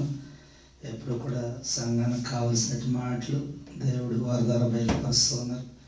అందుని బట్టి ప్రభునామాన్ని మహింపరుస్తున్నాం. చక్కని మాటలు కదండి. అపవాది తంత్రము ఎదిరించుటకు శక్తి కలిగినట్లు దేవుడు ఇచ్చి సర్వాంగ కవచమును మనం ధరించుకోవాలని చక్కని మాటలు తెలియపరచారండి. అపవాది తంత్రాలను మనందరం కూడా ఎదిరించే వారంగా ఉండాలి. అంతేగాని అపవాది పన్నాగాల్లో మనం పడిపోయే విధంగా ఉండి మన ఆత్మీయ జీవితాన్ని మనం కోల్పోయే విధంగా ఎప్పుడు ఉండకూడదు. వాక్యం ఏది సెలవిస్తూ ఉందో అది వాక్యాన్ని మనం హృదయంలో భద్రపరుచుకుని ఆ విధంగా జీవించాలని మరొకసారి తెలియపరుస్తున్నాం. ఇంకా మన మధ్యలో కొత్త సంవత్సరాలకు వెళ్ళడానికి ఎన్ని రోజులు ఉన్నాయండి? 4 రోజులు ఉన్నాయండి. ఈ 4 రోజుల్లో ఒకవేళ మీ మీద ఎవరి మీద కోపాలున్నా తాపాలున్నా దయచేసి క్షమించేసుకోండి. ఒకరిని దేవుని సన్నిధిలో ఇది ఆఖరి శుక్రవారం, ఇంకా ఆదివారం లేదు, మళ్ళీ న్యూ ఇయర్లోనే ఆదివారం. దయచేసి ఇదే చక్కని అవకాశం. ఈరోజే అందరూ ఒక నూతన తీర్మానం తీసుకోండి, క్షమించుకోండి. 31వ తారీఖున జరిగే వాచ్ నైట్ సర్వీస్లో నూతన స్వభావాన్ని ధరించుకుని అద్భుతమైన సాక్ష్యాల ద్వారా దేవుని నామాన్ని మహిమపరచని మరొకసారి తెలియపరుస్తూ ఉన్నాను.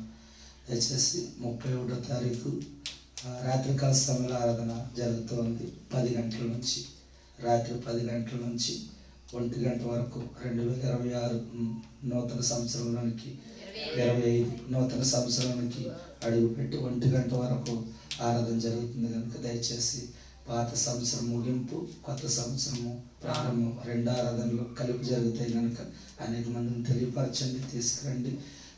కొలస్సీ హాల్లో జరుగుతోంది, పైన లాస్ట్లో ఉంది హాల్, అది కొలస్సీ హాల్లో మన ఆరాధన జరుగుతోంది కనుక 9:30 నుంచి అందరూ రావడానికి ప్రయత్నం చేయండి.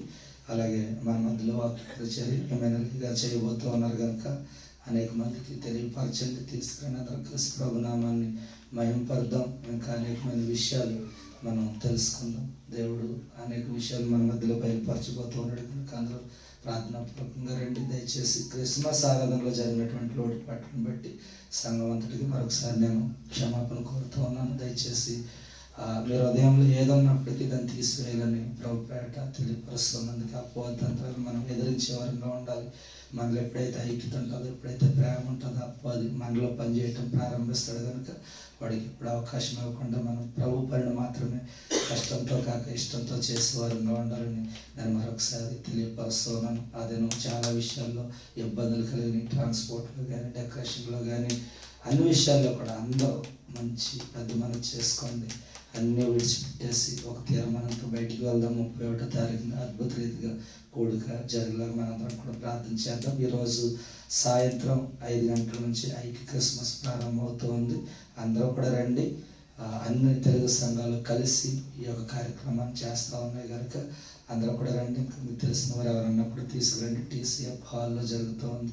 దయచేసి అందరూ గమనించాలని కోరుచున్నాను. ఒకవేళ మీకు వెళ్ళి రావాలి అనే ఇబ్బంది ఉన్న వాళ్ళు దయచేసి ఉండిపోండి. ఇక్కడ సాయంత్రం ఆరాధన చూసుకుని వెళ్తారు. కానీ దయచేసి అన్ని విషయాల్లో ప్రభు సహాయం చేయలాగా ప్రార్థన చేయండి. ముఖ్యంగా క్రిస్మస్లో జరిగినటువంటి లోటుపాట్లు ఏదైతే ఉందో దాన్ని ఏ విధంగా మనం భర్తీ చేయాలి, సాల్వ్ చేయాలి అనే విషయంపై మన మనసు పెట్టి మన ముందు ఒక సమస్య ఉన్నప్పుడు, మన కుటుంబంలో ఒక సమస్య ఉన్నప్పుడు దాన్ని ఏ విధంగా పరిష్కరించుకోవాలని ఆలోచన చేస్తామో, సంఘం అనే కుటుంబంలో ఉన్నటువంటి ఆ యొక్క లోటుని ఏ విధంగా మనం భర్తీ చేయాలో ఆ చక్కని ఆలోచన ద్వారా ముందుకు వెళ్ళాలని మరొకసారి నేను తెలియపరుస్తుంది. సమయంలో అందరూ లేచిన నుంచి ఎట్లయితే ముగింపు ప్రార్థన చేసుకుందాం.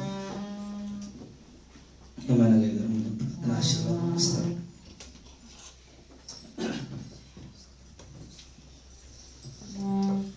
ప్రార్థించుకుందాం.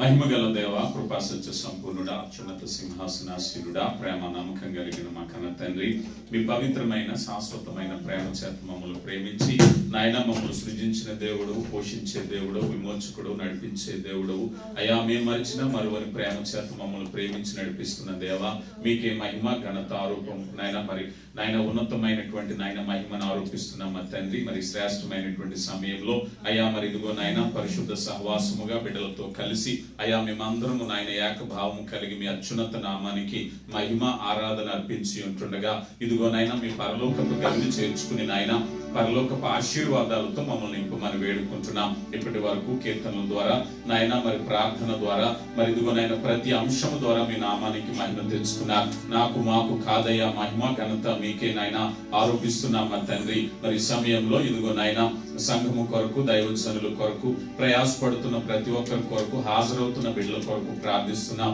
మరి విశేషంగా ఈ సంఘాన్ని నాయన మీ కృప చేత నింపండి అయ్యా. ఏ విధమైన విరోధ భావాలు నా తొలగించి అయ్యా ఒకరికంటే ఒకరు కనులుగా ఎంచుకుని ఇదంతా కేవలం మీ నామ మహిమార్థమై నాయన పరిచర్య చేయుటకు మీరిచ్చినటువంటి ధన్యత భాగ్యమని ఎంచుకుని నాయన బిడ్డలు ప్రయాసపడి ముందుకు వెళ్ళటానికి కృప దయచేయండి. ఏ బిడ్డ హృదయంలో నాయన ఏ విధమైన అవరోధం వచ్చినా అయ్యా ముఖ్యంగా జరిగిన క్రిస్మస్ వేడుకను బట్టి ఎక్కడైతే మీ నామము హెచ్చరింపబడుతుందో నాయన అక్కడ అపవాది ప్రబలిపోతాడు నా తండ్రి. అయ్యా మరి ఇదిగో నాయన ఏ బిడ్డలో వ్యతిరేకతలు కోపాలు నాయన ఏ విధమైనటువంటి ఇబ్బందులు వచ్చినా వాటన్నిటిని నాయన క్రీస్తు ప్రేమ చేత కప్పివేయమని వేడుకుంటున్నాం మా తండ్రి.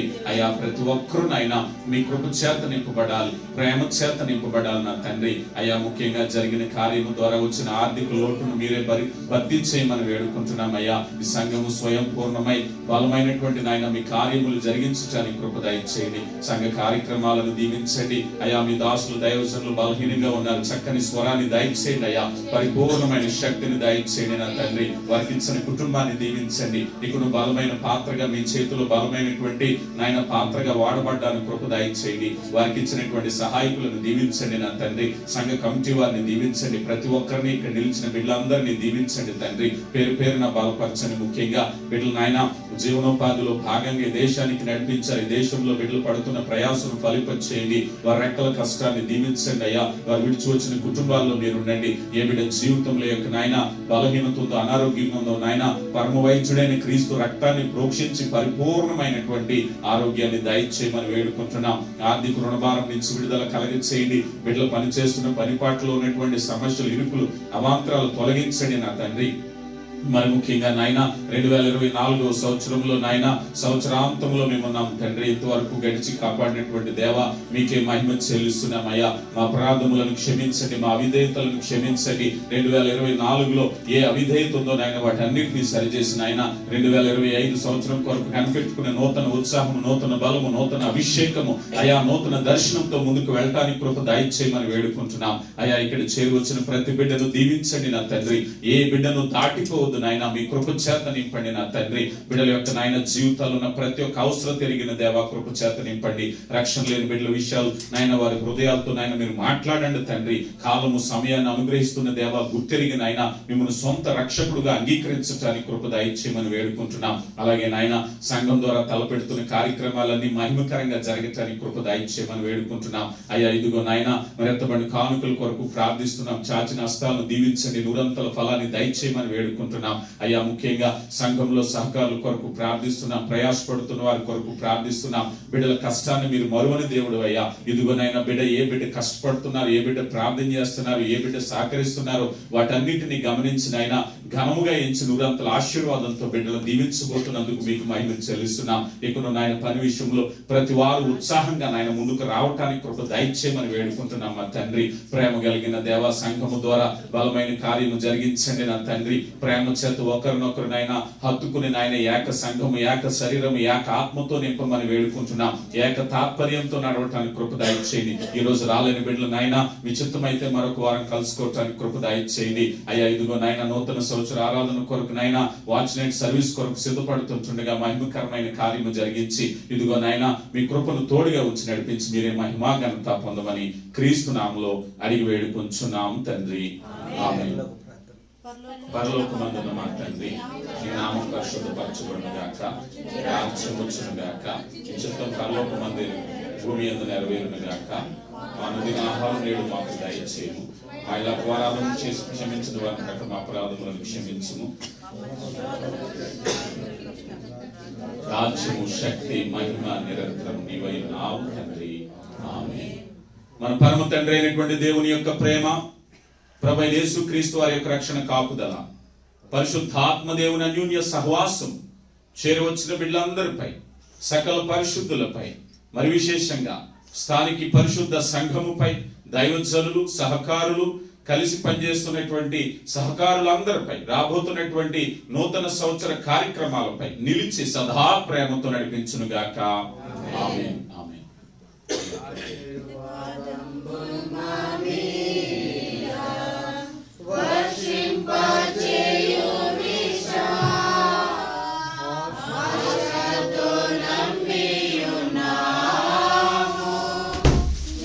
సత్యవర్ధన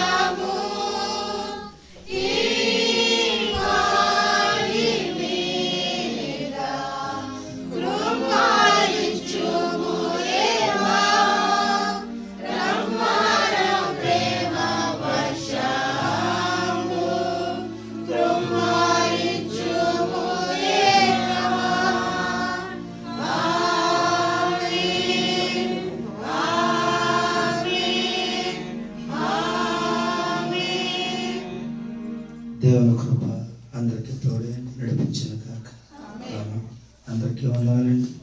అందరూ కూడా